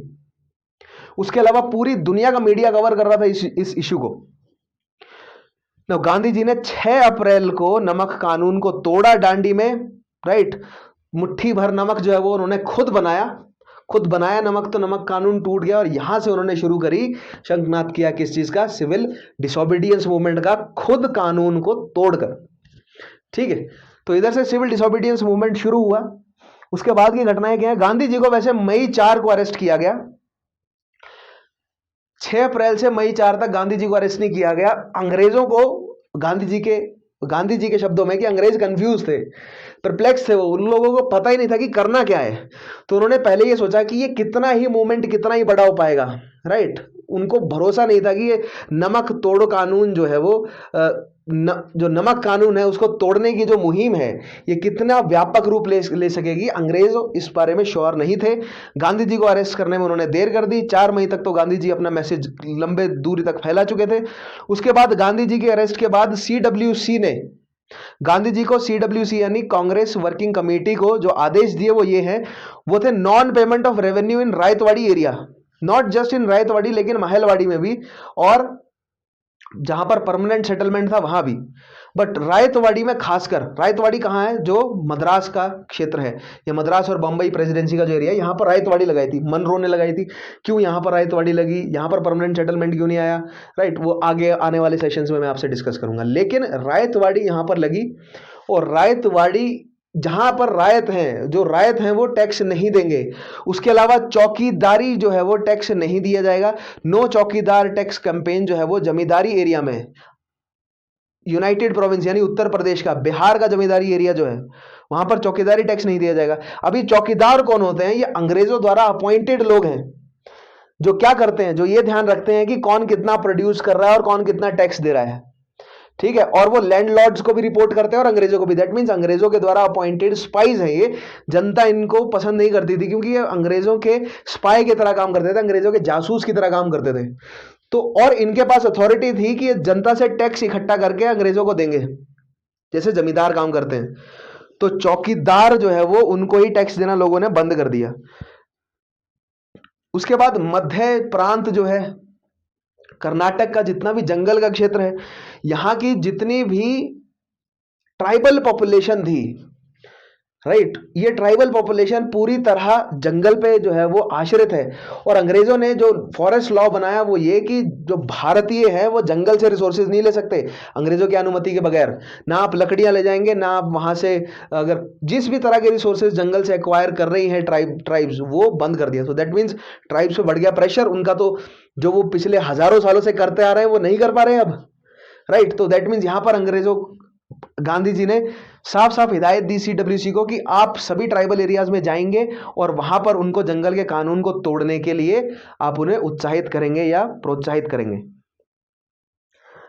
नेक्स्ट देखते हैं इसके बाद कि सत्याग्रह जो हुआ, सिविल डिसोबीडियंस इज अ सत्याग्रह। तो ये सत्याग्रह कहां कहां पर हुआ और क्या क्या इफेक्ट रहे उसके। सो तमिलनाडु में देखते हैं। अप्रैल 1930 में C राजगोपालाचारी ने ऑर्गेनाइज किया एक मार्च त्रिचिरपल्ली से वेदरनियम तक, तंजौर कोस्ट जो है वो, वहां पर इन्होंने ये मार्च जो है वो ऑर्गेनाइज किया और सॉल्ट लॉ को तोड़ा। उसके अलावा एंटी लीकर कैंपेन जो है वो थ्रू आउट इस रीजन में चलाया गया। कोयम्बतूर, मदुरा और विरुधनगर नाम के क्षेत्र, जितने भी यहाँ पर क्षेत्र है ना, मालाबार, सॉरी नॉट मालाबार, लेकिन तंजौर का जो क्षेत्र है, जो मद्रास प्रेसिडेंसी का एरिया है, ईस्टर्न कोस्ट वाला, वहां पर बड़ी संख्या में भारतीयों ने पिकेटिंग करी, अंग्रेजों की दुकानों के बाहर धरने दिए। इनफैक्ट कुछ जगहों पर तो हिंसक भी हुआ। मद्रास में कुछ जगहों पर जो है वो पुलिस और सत्याग्रहियों के बीच में झड़प भी हुई, कुछ लोग मरे भी। ठीक है, मलाबार में देखिए, मलाबार में के केलप्पन जो कि वायाकॉम सत्याग्रह किया था इन्होंने, के केलप्पन ऑर्गेनाइज साल्ट मार्चेस। उसके अलावा पी कृष्णा पिल्लाई जिन्होंने आगे चलकर चलकर केरला कम्युनिस्ट मूवमेंट किया, defended the national flag in the face of police लाठी चार्ज ऑन कैलिकट बीच इन नवंबर 1930। बहुत इंपॉर्टेंट पॉइंट्स है, ये सवाल बनते हैं सिविल डिसोबीडियंस पे, ठीक है। आंध्रा रीजन में district salt marches were organised in east and west Godavari, Krishna और गुंटूर। उसके अलावा नंबर ऑफ शिबिराम, शिबिराम यानी कि शिविर या एक मिलिट्री कैंप होता है, शिबिराम जो है वो हेडक्वार्टर्स के तौर पे यूज करने लगे सॉल्ट सत्याग्रह के। उसके अलावा डोमिनेंट, वहां के कुछ डोमिनेंट कास्ट है काम और राजू, उन्होंने जितने भी रिप्रेसिव मेजर है अंग्रेजों द्वारा लिए गए कल्टीवेटर्स को मतलब रिप्रेस करने के लिए, उन सबको जो है वो उन्होंने मानने से मना कर दिया, उसका विरोध किया। उड़ीसा में अंडर गोपाल बंधु चौधरी जो कि क्या है, एक गांधीयन लीडर है, सॉल्ट सत्याग्रह किया गया। कोस्टल रीजन किसमें, बालासोर, कटक और पुरी डिस्ट्रिक्ट के। तो ये जो व्यक्तियों के नाम है ये बहुत इंपॉर्टेंट है, सत्याग्रह से जुड़े हुए या सिविल डिसोबीडियंस से जुड़े हुए पूछे जाते हैं एग्जामिनेशन में, ये पॉइंट्स बहुत इंपॉर्टेंट है, इनको नोट कीजिएगा। स्टैटिक नॉलेज है, कॉन्सेप्ट मैंने आपको समझा दिया और ये स्टैटिक नॉलेज आपको डाइजेस्ट करनी पड़ेगी। असम में देखिए स्टूडेंट स्ट्राइक हुई, ये बहुत इंपॉर्टेंट है, असम में स्टूडेंट स्ट्राइक हुई, ठीक है। इसलिए मैंने यहां पर जगह का नाम भी लिखा है स्पेसिफिकली कि कौन सी घटना कहां घटी है। असम में क्या घटी है, स्टूडेंट स्ट्राइक क्यों घटी है, क्योंकि कनिंगम का सर्कुलर वहां पर जारी था जिससे स्टूडेंट्स को स्ट्राइक ना करने, या इस तरह कहा जाए कि उनके पेरेंट्स और स्टूडेंट्स को एक अच्छा बिहेवियर जो है वो करके दिखाना था। अच्छा बिहेवियर का मतलब ये है कि अंग्रेजों के खिलाफ आवाज नहीं उठानी, सिंपल सी बात। लेकिन स्टूडेंट्स ने फिर भी जो है वो विद्रोह किया, मूवमेंट में शामिल हुए मई 1930 में। बंगाल में बंगाल कांग्रेस जो है वो उस समय डिवाइडेड थी सुभाष चंद्र बोस और जेएम सेनगुप्ता के अंडर, क्योंकि कॉर्पोरेशन के इलेक्शन होने वाले थे उस समय वहां पे, तो जो बंगाल कांग्रेस है वो डिवाइडेड थी। उसके अलावा बंगाल, मैंने आपको बोला ना कि मुस्लिम पॉपुलेशन जो है वो बंगाल में बहुत ज्यादा है, मेजोरिटी में है, और जो वायसरॉय है, जो अंग्रेजी सरकार है, उसने जो मुस्लिम लीग है उसको अपने कंट्रोल में जो है वो कुछ हद तक किया हुआ था, और कम्युनल डिसहार्मनी भारत में वो फैला ही रहे थे। उन्होंने जो नवाब है उस समय के ढाका के, उन पे प्रेशर डाला कि आप जो है वो अपने जितने भी उल्मा हैं उनसे फतवा जारी करवाएंगे कि सिविल डिसोबीडियंस में जुड़ना जो है वो इस्लाम के खिलाफ है, राइट। तो इस वजह से जो है वो लोगों ने सिविल डिसोबीडियंस से जुड़े नहीं, कौन, मुस्लिम पॉपुलेशन। लेकिन स्टिल कुछ जगह पे जो मध्यम वर्ग था मुस्लिम का, वो हमें बंगाल के क्षेत्र में जुड़ता हुआ दिखा सिविल डिसोबीडियंस के साथ, ठीक है। So Bengal provided the, but still Muslim population नहीं जुड़ी, बट फिर भी बंगाल से सबसे ज्यादा अरेस्ट जो है वो देखने को मिले और सबसे ज्यादा वायलेंस भी देखने को मिला, क्योंकि हिंदू मुस्लिम डिसहार्मनी और कम्युनल राइट्स भी इन समयों में जो है वो बहुत ज्यादा हुआ बंगाल में। उसके अलावा जो चिट्टागोंग आर्मरी में जो रेड डालने का जो केस है सुरेश सेन द्वारा और उनकी गैंग द्वारा, वो भी इसी समय के दौरान हुआ था। बिहार में देखते हैं, मैंने आपको बताया बिहार जो है वो जमींदारी का एरिया है, राइट। बिहार में क्या हो रहा है, यहाँ पर चौकीदारी का एरिया है, ये चौकीदार है यहाँ पे, तो यहाँ पर नो टैक्स मूवमेंट जो है वो बड़े लेवल पर चला।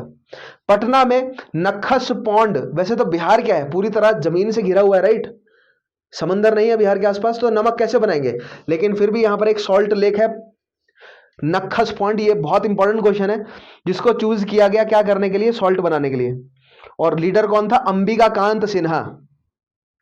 उसके अलावा no chaukidari tax agitation replace the salt satyagraha. अब सॉल्ट सत्याग्रह तो नहीं कर सकते, उसकी जगह क्या ऑब्जर्व किया गया बिहार में, नो चौकीदारी टैक्स, यानी कि जो चौकीदारी टैक्स दिया करते थे पहले किसान, उन्होंने वो टैक्स देना मना कर दिया। बेसिकली रेवेन्यू टैक्स है ये अंग्रेजों को जो मिलता है।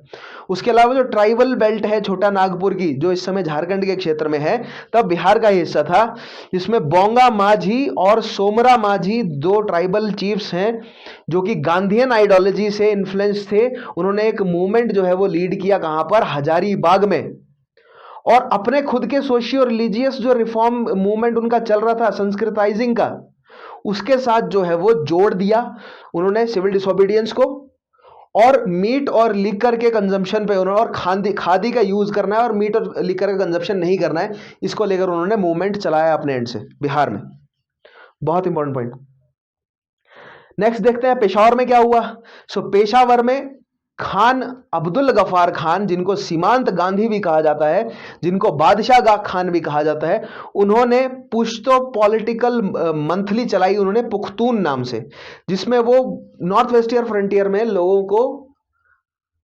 लोगों में जागृति लाने का काम कर रहे थे, लोगों को अवेयर कर रहे थे वो अंग्रेजों के खिलाफ, राइट।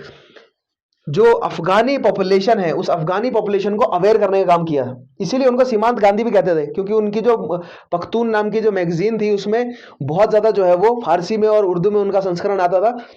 बहुत बड़ी लेवल पर उन्होंने अंग्रेजों का पर्दाफाश किया, अपनी जनता को बताया, अपनी पठान, अपनी जो वहां की जो जनता है पठानी अफगानी, उस जनता को जो है वो समझाया उन्होंने अंग्रेजी नेचर के बारे में, ठीक है। और उन्होंने एक ऑर्गेनाइजेशन चलाई, एक वॉलंटियर ब्रिगेड, जिसका नाम है खुदाई खिदमतगार, और उनको लाल कुर्ती या रेड शर्ट्स के नाम से भी जाना जाता था।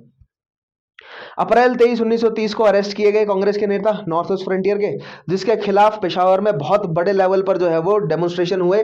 लगभग 4-5 मई के आसपास जाकर जो है वो मार्शल लॉ लगाने के बाद पेशावर के क्षेत्र को जो है वो कंट्रोल में लाया गया। अंग्रेजों द्वारा फोर्स का इस्तेमाल किया, बहुत हैवी फोर्स का इस्तेमाल किया। इनफैक्ट अंग्रेजों को मतलब एयरफोर्स का इस्तेमाल करना पड़ा पेशावर को अपने कंट्रोल में लाने के लिए, इतनी बुरी हालत हो गई थी।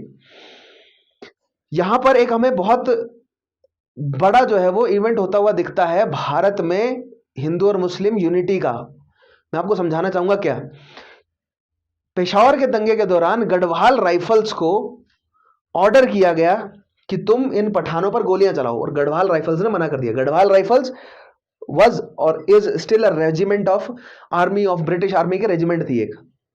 यहां पर आप एक बात ध्यान देंगे, अगर आपको याद होगा कि मोहम्मद घौरी ने जब इन्वेड किया था तो उसके साथ, मोहम्मद घौरी था तुर्की, घुरिड था वो, राइट। तो उसके साथ इन्वेड करने वाले अफगानी भी थे, पठानी भी आए थे, ठीक है। पठानी कौन आए थे? बंगश रोहिले, ठीक है। और बंगश रोहिले जो है वो कहां पर सेटल्ड हैं? वो सेटल्ड थे उत्तराखंड के क्षेत्र, जो प्रेजेंट डे उत्तराखंड है ना, यहां पर क्षेत्र थे, इस क्षेत्र में सेटल्ड है। और ये किसका था? ये एरिया किसका है? आप देखें तो ये गढ़वालियों का एरिया है। दैट मीन्स जो गढ़वाली राजपूत थे उसके साथ कॉन्फ्लिक्ट में आए थे पठान। कब? 1192 में, 1192 में, राइट। उसके बाद चंदावर के युद्ध में 94 में उन्हीं पठानों ने गढ़वाल राजा जयचंद को हराया भी। तो ये अंग्रेजों को कैसे पता? वॉरेन हेस्टिंग्स ने 1772 के बाद ही एशियाटिक सोसाइटी बंगाल जो बनाई, विलियम जोन्स, उन्होंने जो ओरिएंटलिस्ट जो माहौल बनाया और भारत के इतिहास को जो जाना, उन्होंने उस इतिहास को जानकर भारत के खिलाफ यूज करा। ये जो भारत के इतिहास को जानकर भारत के खिलाफ इन्होंने यूज किया है, उसी का रिजल्ट हमें मिलता है कम्युनल डिसहार्मनी। और वही का एग्जाम्पल वो करना चाह रहे थे पेशावर में, और गढ़वाली राइफल्स ने पठानियों पर शूट नहीं किया, जबकि उन्होंने उनकी हिस्ट्री का यूज किया कि किस तरह पठानियों ने तुम्हारे गढ़वाल राजा को हराकर गढ़वाल के पूरे क्षेत्र को कंट्रोल में लाया, और वहां पर उन्होंने जातियां करी होंगी गढ़वालों के ऊपर, डेफिनेटली की होंगी पठानियों ने।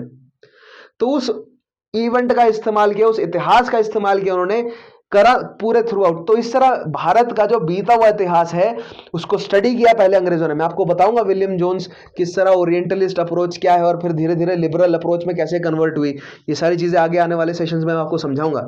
लेकिन अंग्रेज कैसे इस्तेमाल करते थे ये उसका एग्जाम्पल दिखा, और भारतीयों ने कैसे डिफाई किया उस चीज को, ये हमें एग्जाम्पल देखना मिला कि गढ़वाल राइफल्स ने पाश्तो यानी पठानों के ऊपर शूट करने से मना कर दिया उस दिन, ठीक है। उसके अलावा Sholapur, as the name suggest, Sholapur में तो शोले जल गए थे, आग लग गई थी वहां पर। जो सत्याग्रही हैं वो भड़क गए थे, और उन्होंने जो मिल हैं, जो सरकारी दफ्तर हैं, जो दुकानें हैं शराब की, हर जगह जो है वो आग लगा दी थी।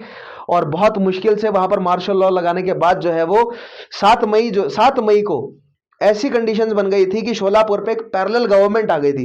पेशावर में भी वही हुआ, पैरेलल गवर्नमेंट वाला माहौल बन गया था कि अंग्रेज जो है वो चले गए हैं और वहां के लोकल लोग जो है वो रूल कर रहे हैं, एनार्की फैल गई थी, राइट। अंग्रेजों ने एनार्की बोला है, भारतीयों ने पैरेलल गवर्नमेंट बोला है उस चीज को। उस एनार्की को 16 मई को जाके हटाया गया। पेशावर में 4 मई को हटाई गई थी एनार्की, मतलब अंग्रेजों के अकॉर्डिंग।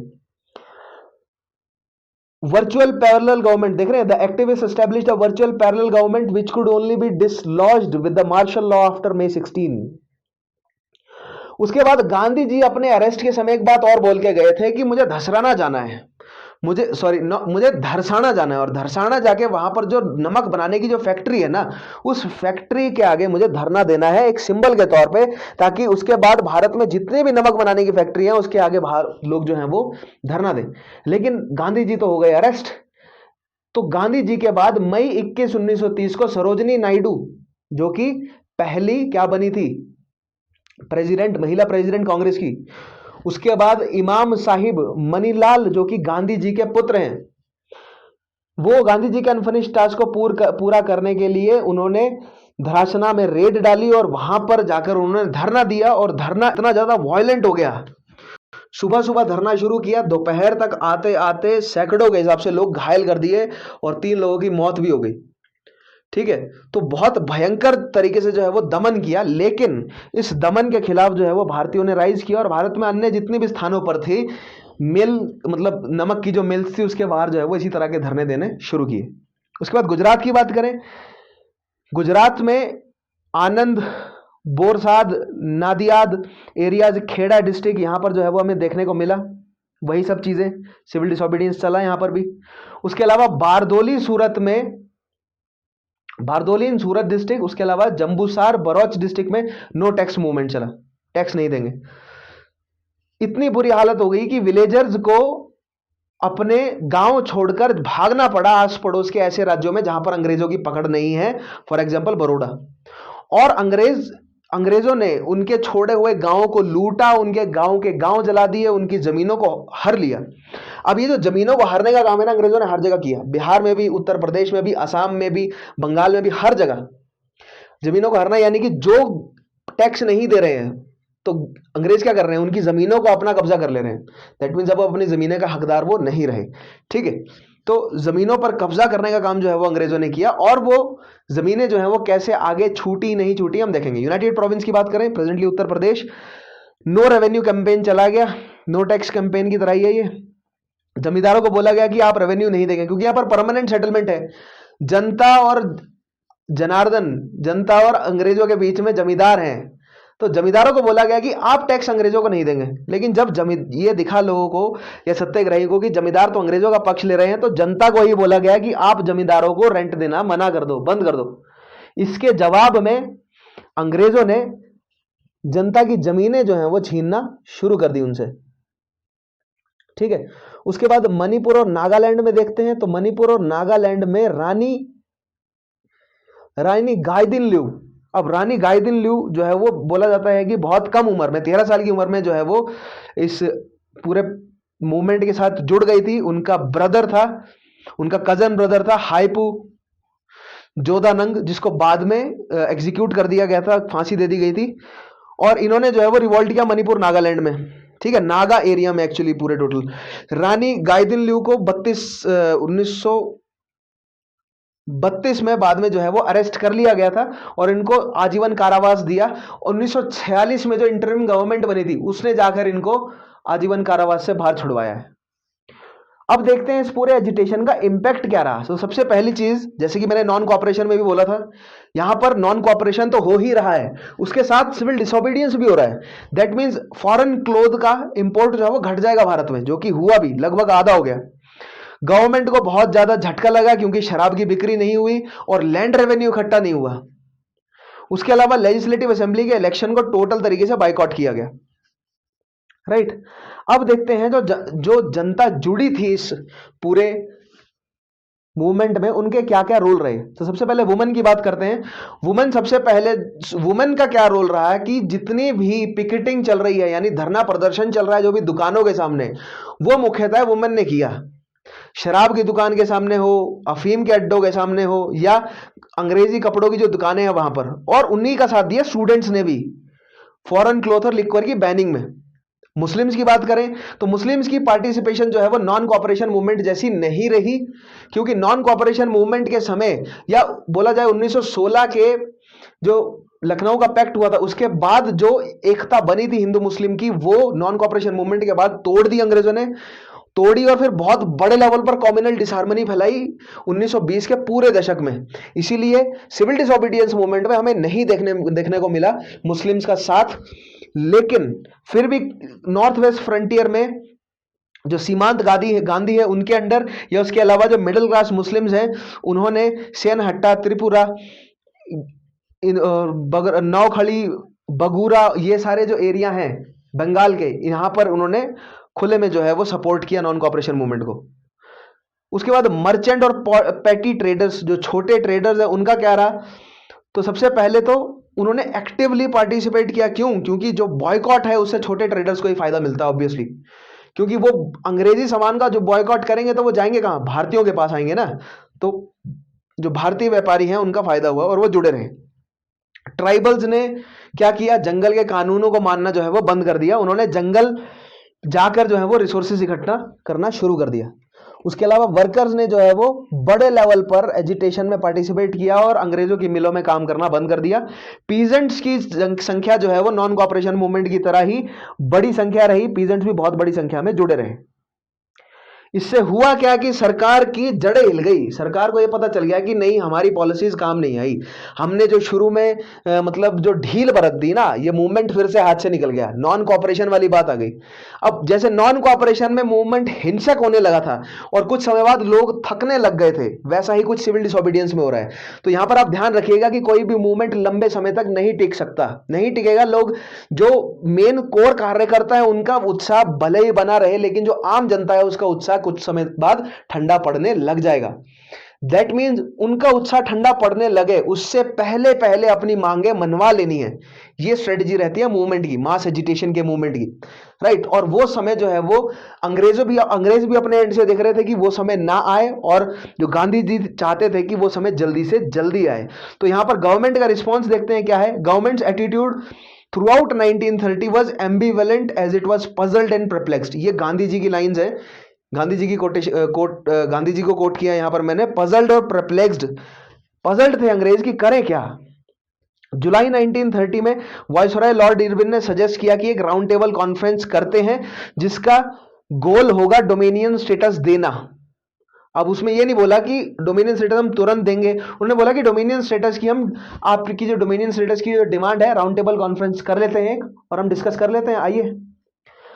अगस्त 1930 में मोतीलाल और जवाहरलाल नेहरू को यरबदा जेल भेजा गया, जहां पर गांधी जी को रखा गया था। और वहां पर गांधी जी और मोतीलाल नेहरू और जवाहरलाल नेहरू के बीच में एक मतलब बातचीत हुई उनके बीच में, और उसका कोई कंक्लूजन नहीं निकल पाया। वो बातचीत क्यों हुई थी? वो बातचीत क्योंकि अंग्रेजों ने तेज बहादुर सप्रू और अमर जायकर को अपने साथ जोड़ा, और वायसरॉय ने इन दोनों को कन्विंस किया कि ये जाकर पहले तो गांधी जी को बोले और बाकी कांग्रेस के लीडर्स को बोले, जैसे कि मोतीलाल और जवाहरलाल नेहरू को बोला गया कि एक टॉक्स जो है वो शुरू करते हैं, अब बातचीत शुरू करते हैं। आपने मूवमेंट किया, आपके पॉइंट को हम समझ गए, जी हाँ बिल्कुल आप हमारे इकोनॉमिक स्ट्रक्चर की जड़ों को हिला सकते हैं, हम आपकी बात मान गए, लेकिन वही सवाल कि अगर हम चले जाएं तो आप क्या सस्टेन कर सकते हैं या नहीं।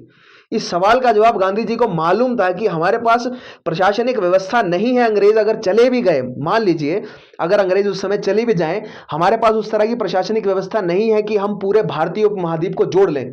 तुरंत जो है वो बिखर जाएगा भारतीय उपमहाद्वीप, क्योंकि अंग्रेजों ने दे मेड श्योर कि भारत जो है वो इंटीग्रेटेड ना रहे, डिसइंटीग्रेटेड रहे, राइट। इसलिए दैट मीन्स ये कि अभी जो है वो कांग्रेस के नेताओं को लग गया था पता कि अंग्रेजी सरकार झुक रही है और यही सही मौका है अपनी मांगों को मनवाने का और इस मूवमेंट को सफल बनाने का। मैंने आपको बोला ना, मूवमेंट में बोला गया कि स्वराज हमें चाहिए, जैसे नॉन कॉपरेशन में बोला था स्वराज हमें चाहिए। सिविल डिसोबीडियंस में बोला था कि हमें पूर्ण स्वराज चाहिए। लेकिन मैंने आपको बोला था ना कि जो हिडन मोटिव है वो ये है कि क्या एक ही बारी में मिल जाएगा, एक बारी में नहीं मिलेगा। यानी दैट मीन्स आपको कुछ मांगे जो हैं वो मनवानी पड़ेंगी, धीरे धीरे करके कमजोर करना है, ठीक है। जनवरी 25, 1931 में गांधी जी और उनके अलावा कांग्रेस वर्किंग कमेटी के जितने भी बंदे थे उनको रिहा किया गया, और उसके बाद अब गांधी जी और इरविन के बीच में बातचीत शुरू हुई। आइए देखते हैं गांधी इरविन पैक्ट। सो जो कांग्रेस वर्किंग कमेटी है उसने गांधी जी को ऑथराइज किया कि आप जो है वो इनिशिएट कीजिए इन डिस्कशंस को। वायसराय इरविन ने रिप्रेजेंट किया ब्रिटिश गवर्नमेंट को, ब्रिटिश इंडियन गवर्नमेंट, और गांधी जी ने रिप्रेजेंट किया भारतीय लोगों को। और दिल्ली में फरवरी 14, 1931 को दोनों के बीच में मीटिंग ये शुरू हुई, और उसका निष्कर्ष निकल कर आया गांधी इरविन पैक्ट के नाम पर, जो कि 5 मार्च 1931 को साइन किया गया।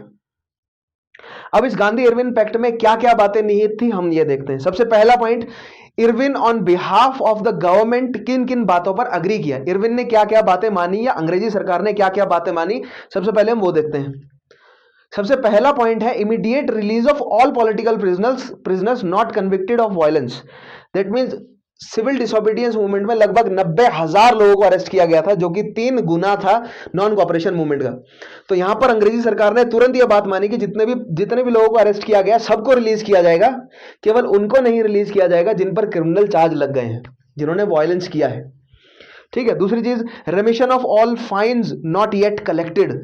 अभी तक जितना भी फाइन कलेक्ट नहीं किया गया है उन लोगों पर जिन्होंने टैक्स नहीं दिया, उसकी वजह से जो फाइन लगा है, या और जितने भी फाइन लगाए अंग्रेजों ने जो कि अभी तक लिए नहीं है, है ना, लगा दिए हैं लेकिन लिए नहीं है, उनको रद्द किया जाए। Next point, return of all lands not yet sold to third parties.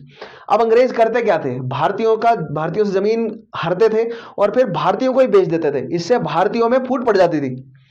तो वही किया उन्होंने, जिनने टैक्स देने से मना किया उनकी जमीनें ली और अन्य जमींदारों को बेच दी। तो जो जमीनें अभी अंग्रेजों ने बेची नहीं है वो उनको वापस कर दी जाए। अब यहां पर सवाल बनता है जो बेच दी उनका क्या, आगे बताऊंगा उनका क्या हुआ। Next point, lenient treatment to those government servants who had resigned. जिन्होंने रिजाइन कर दिया है उनके साथ थोड़ा आप शांति बरत लेना, उनके साथ थोड़ा लीनियंसी से आप पेश आना। Right to make salt in coastal villages for personal consumption, यानी कि पर्सनल कंजम्पशन के लिए एटलीस्ट जो कोस्टल रीजन है उन लोगों को नमक बनाने का हक दिया जाए। उसके बाद right to peaceful and non aggressive picketing, यानी अगर भारतीय कहीं पर भी पीसफुली अहिंसकवादी रवैये को रखते हुए अगर कहीं धरना दे रहे हैं तो उनको धरना देने दिया जाए। और उसके बाद तुरंत जो है वो इमरजेंसी ऑर्डिनेंस, जो मार्शल लॉ जहां जहां लगा है उन सबको जो है वो तुरंत वापस लिया जाए। इन सब बातों पर इरविन ने या अंग्रेजी गवर्नमेंट ने इन सब बातों को मान लिया। अब नेक्स्ट चीज देखते हैं कि किन किन बातों को नहीं माना गांधी जी की। वो पहला पॉइंट है public inquiry into police excesses, यानी अंग्रेजों द्वारा जो अपनी शक्ति का अत्यधिक इस्तेमाल किया गया है और बहुत ब्रूटल क्रूरता से जो पीटा गया भारतीयों को, उसकी एक निष्पक्ष जांच होनी चाहिए। ये जो डिमांड थी गांधी जी की, डिमांड जो है वो ठुकरा दी गई। उसके बाद commutation of Bhagat Singh and his comrades death sentence to life sentence. जो भगत सिंह और उसके साथियों की, सुखदेव राजगुरु, उनको जो डेथ सेंटेंस दिया गया है या अन्य साथियों को जो डेथ सेंटेंस दिया गया है, मौत की सजा दी गई है, उसको डेथ सेंटेंस से हटाकर आप कम कर दीजिए सजा, उसको लाइफ इंप्रिजनमेंट कर दीजिए, लेकिन उनकी मौत को जो है वो टाल दीजिए। ये गांधी जी की डिमांड थी जो कि वायसरॉय ने नहीं मानी। नेक्स्ट पॉइंट देखते हैं, Gandhi ji on behalf of Congress, Gandhi ji ने क्या क्या बातें मानी। अब ठीक है, since it is a pact, एक अग्रीमेंट है तो दोनों तरफ से अग्रीमेंट होता है। गांधी जी ने क्या क्या बात मानी कि सिविल डिसोबीडियंस मूवमेंट को वो तुरंत बंद करेंगे। तो गांधी जी ने सिविल डिसोबीडियंस मूवमेंट 5 मार्च 1930, देख लीजिए आप कब बंद किया है, 1931 5 मार्च को। ठीक है। और उसके अलावा गांधी जी ने ये चीज एक्सेप्ट करी कि वो अगले राउंड टेबल कॉन्फ्रेंस में जो है वो रिप्रेजेंट करेंगे कांग्रेस को, ज्वाइन करेंगे वो एज अ भारतीय लीडर। और पूरा पॉइंट पढ़ लेते हैं, to participate in the next round table conference on the constitutional question around the 3 linchpins of federation, Indian responsibility and in India's interest. ठीक है, ये जो 3 पॉइंट्स हैं इस पर जो है वो बहस करने के लिए राउंड टेबल कॉन्फ्रेंस में शामिल होने के लिए तैयार हो गए गांधी जी। क्या क्या पॉइंट कवर होने हैं कि भारतीयों को डोमिनियन स्टेटस जो दिया जाएगा उसमें डिफेंस करने का या डिफेंस को मेंटेन करने का अपने, यानी कि डिफेंस की जो पूरा का पूरा स्ट्रक्चर है उसको भारतीयों को दिया जाएगा। उसके अलावा एक्सटर्नल अफेयर जो है वो भारतीय कंट्रोल में रहेगा, माइनॉरिटी की पोजीशंस भारत के कंट्रोल में रहेगी, वित्त यानी फाइनेंशियल जितना भी क्रेडिट है वो सब भारत के कंट्रोल में रहेगा। राइट, ये सारी डिमांड जो है वो डोमिनियन स्टेटस अगर हम मानते हैं तो इन शर्तों पर मानेंगे। ये बातें गांधी जी ने मानी। ठीक है, अब यहां पर पॉइंट आता है कि गांधी जी को मानना चाहिए था भगत सिंह गांधी जी को गांधी इरविन पैक्ट पर साइन करना चाहिए था या नहीं, या सिविल डिसोबीडियंस जो है वो एक फेलियर था या नहीं था। तो यहां पर मैं सबसे पहली चीज तो आपको बताना चाहूंगा कि कोई भी आंदोलन लंबे समय तक नहीं चल सकता। आंदोलनकारियों का कुछ समय बाद जो है वो उत्साह और रिसोर्सेज खत्म होने लगते हैं। दैट मीन्स आपको आंदोलन को कुछ इस तरह डिजाइन करना रहता है कि सामने वाली पार्टी को आपके आगे एक बहुत फाइन लाइन होती है कि जहां पर आप कमजोर हो जाएंगे और सामने वाला हावी हो जाएगा। क्योंकि यहां पर इरविन ने गांधी जी को क्लियर वार्निंग दी थी कि मैं अगर चाहूं तो एक्सेसिव फोर्स का इस्तेमाल करके बाहर से मैं आर्मी, नेवी, एयरफोर्स सब बुला लूंगा और बहुत दमनकारी तरीके से मैं आपको, आपके पूरे इस मूवमेंट को कुचल दूंगा, इतनी बुरी तरीके से कुचल दूंगा कि अगले 20 साल तक आप लोग उठ नहीं पाएंगे। राइट। सो इस थ्रेट के अंदर गांधी जी ने गांधी इरविन पैक्ट को साइन किया। गांधी जी को पता था कि अभी कुछ मांगे मानी जा रही हैं, बहुत बेहतरीन चीज है ये। प्लस दूसरी चीज, गांधी जी ने पूरी कोशिश करी अपनी तरफ से कि, वैसे ये चीज जो है वो बहुत इतिहासकारों ने डॉक्यूमेंट करी है, और ये चीज जो है वो पर्सनल रोष बहुत लोगों को है कि गांधी जी अगर चाहते तो और कुछ कर सकते थे, जान बचा सकते थे भगत सिंह और उसके कॉमरेड्स की। लेकिन गांधी जी ने, जैसा कि डॉक्यूमेंट हुआ है, गांधी जी ने अपने एंड से पूरी कोशिश करी। इनफैक्ट ये गांधी जी की ही डिमांड थी कि उनकी लाइफ सेंटेंस, उनको मतलब लाइफ इंप्रिजनमेंट दे दीजिए बेशक आप, लेकिन उनका डेथ सेंटेंस जो है वो हटा दीजिए। ये गांधी जी की ही खुद की डिमांड थी। लेकिन जेल में हजारों लोग जो हैं वो, लगभग लाख लोग जेल में बंद थे, और हर रोज के हिसाब से बहुत सारी जनता जो है वो मर रही थी जेल में, क्योंकि जेल में बहुत बुरा हाल है, बहुत बुरा हाल होता है जेल में। सो दैट मीन्स वहां पर हर रोज जो है वो 3 से तो ज्यादा ही लोग मर रहे हैं हर रोज। राइट। सो यहां पर ज्यादा लोग मर रहे हैं एक साइड, वहां पर केवल 3 लोगों की जान बचानी है। गांधी जी को एक बहुत मुश्किल फैसला लेना था और गांधी जी ने वो फैसला लिया। ठीक है। अब इस चीज पर गांधी जी पे जो है वो इतिहास में उनके नाम पर जुड़ गया है कि उनको इतना मुश्किल फैसला लेना पड़ा। लेकिन मैं आप लोगों को इनवाइट करता हूं, एक बार अपने आप को उस पोजीशन में रख के देखिए। आपको हजारों लोगों के जान और कुछ लोगों के जान के बीच में अगर फैसला लेना पड़े तो ऐसी कंडीशन में आप क्या करेंगे? ठीक है, आगे देखिए। नेक्स्ट पॉइंट आता है, अब कंपेयर करते हैं हम नॉन कोऑपरेशन मूवमेंट से सिविल डिसोबीडियंस मूवमेंट को। तो पहला पॉइंट देखते हैं, the stated objective this time was complete independence. पिछली बार जो है वो स्वराज था, इस बार टोटल इंडिपेंडेंस यानी पूर्ण स्वराज है। पहला डिस्टिंक्शन दोनों के बीच में। दूसरा, the method involved violation of law. पहला क्या था? केवल नॉन कोऑपरेट करना है, नो टैक्स मूवमेंट नहीं आया था पिछली बार। इस बार नॉन कोऑपरेट तो करना ही है, लेकिन कानून भी नहीं मानने, सहविनय अवज्ञा भी करनी है।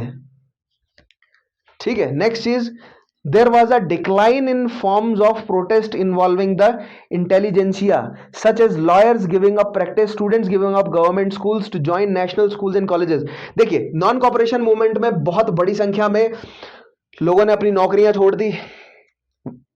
जो लॉयर्स हैं उन्होंने अपनी प्रैक्टिस छोड़ दी, जो स्टूडेंट्स हैं उन्होंने स्कूल और कॉलेज छोड़ दिए। लेकिन non cooperation movement Gandhi ji ने वापस लिया तो इन सबको हताशा हुई। इसीलिए सिविल डिसोबीडियंस मूवमेंट पर बड़ी संख्या में लोगों ने वही सब काम नहीं किए जो नॉन कॉपरेशन मूवमेंट के दौरान किए थे। यानी कि बड़ी संख्या में स्टूडेंट्स ने अपना जो है वो नहीं स्कूलों को त्यागा, या नेशनल स्कूल्स को नहीं ज्वाइन किया उन्होंने as compare to British government schools. ठीक है। उसके अलावा नेक्स्ट पॉइंट, मुस्लिम पार्टिसिपेशन जो है वो नॉन कॉपरेशन मूवमेंट के मामले मिनिमल रहा, क्योंकि वहां पर खिलाफत मूवमेंट को गांधी जी ने जोड़कर मुस्लिम्स और भारतीयों की एकता को एक सुदृढ़ता जो है वो प्रदान की थी। उसके अलावा मेजर लेबर अपसर्ज जो है वो देखने को नहीं मिला। क्यों? क्योंकि उस समय लाला लाजपत राय जो है वो जिंदा थे, और लाला लाजपत राय ने लेबर के साथ जो है वो 1919 में काम किया था। और फिर उसके बाद लाला लाजपत राय जब नॉन कोऑपरेशन मूवमेंट पे जुड़े थे तो पूरे भारत के जो लेबर्स थे उनकी जो सहानुभूति है वो लाला लाजपत राय के साथ थी, और सबने जो है वो मिलकर काम किया इस चीज पर लेकर। इसलिए लेबर बहुत बड़ी संख्या में जुड़े थे। लाला लाजपत राय की मृत्यु हो चुकी थी सिविल डिसोबीडियंस के टाइम तक, और तब तक लेबर्स के ऊपर जो है वो पकड़ नहीं थी किसी भी एक ऐसे नेता की। ठीक है, जो नॉन कॉपरेशन के मूवमेंट लाला जी थे वहां पर मौजूद। नेक्स्ट चीज, मैसिव पार्टिसिपेशन ऑफ पीजेंट्स जो है वो दिखा इस बार डेफिनेटली। लेकिन इसका मतलब यह नहीं है कि नॉन कॉपरेशन के मुकाबले कम थी। नॉन कॉपरेशन के मुकाबले 3 गुना लोग अरेस्ट हुए हैं। So that means non cooperation से ज्यादा था एजिटेशन, लेकिन कुछ स्फीयर में कम था। लेकिन ज्यादा कहां था? जो व्यापारी हैं और जो किसान हैं वो ज्यादा जुड़े हुए थे, तो उन्होंने बाकियों की कमी पूरी कर दी।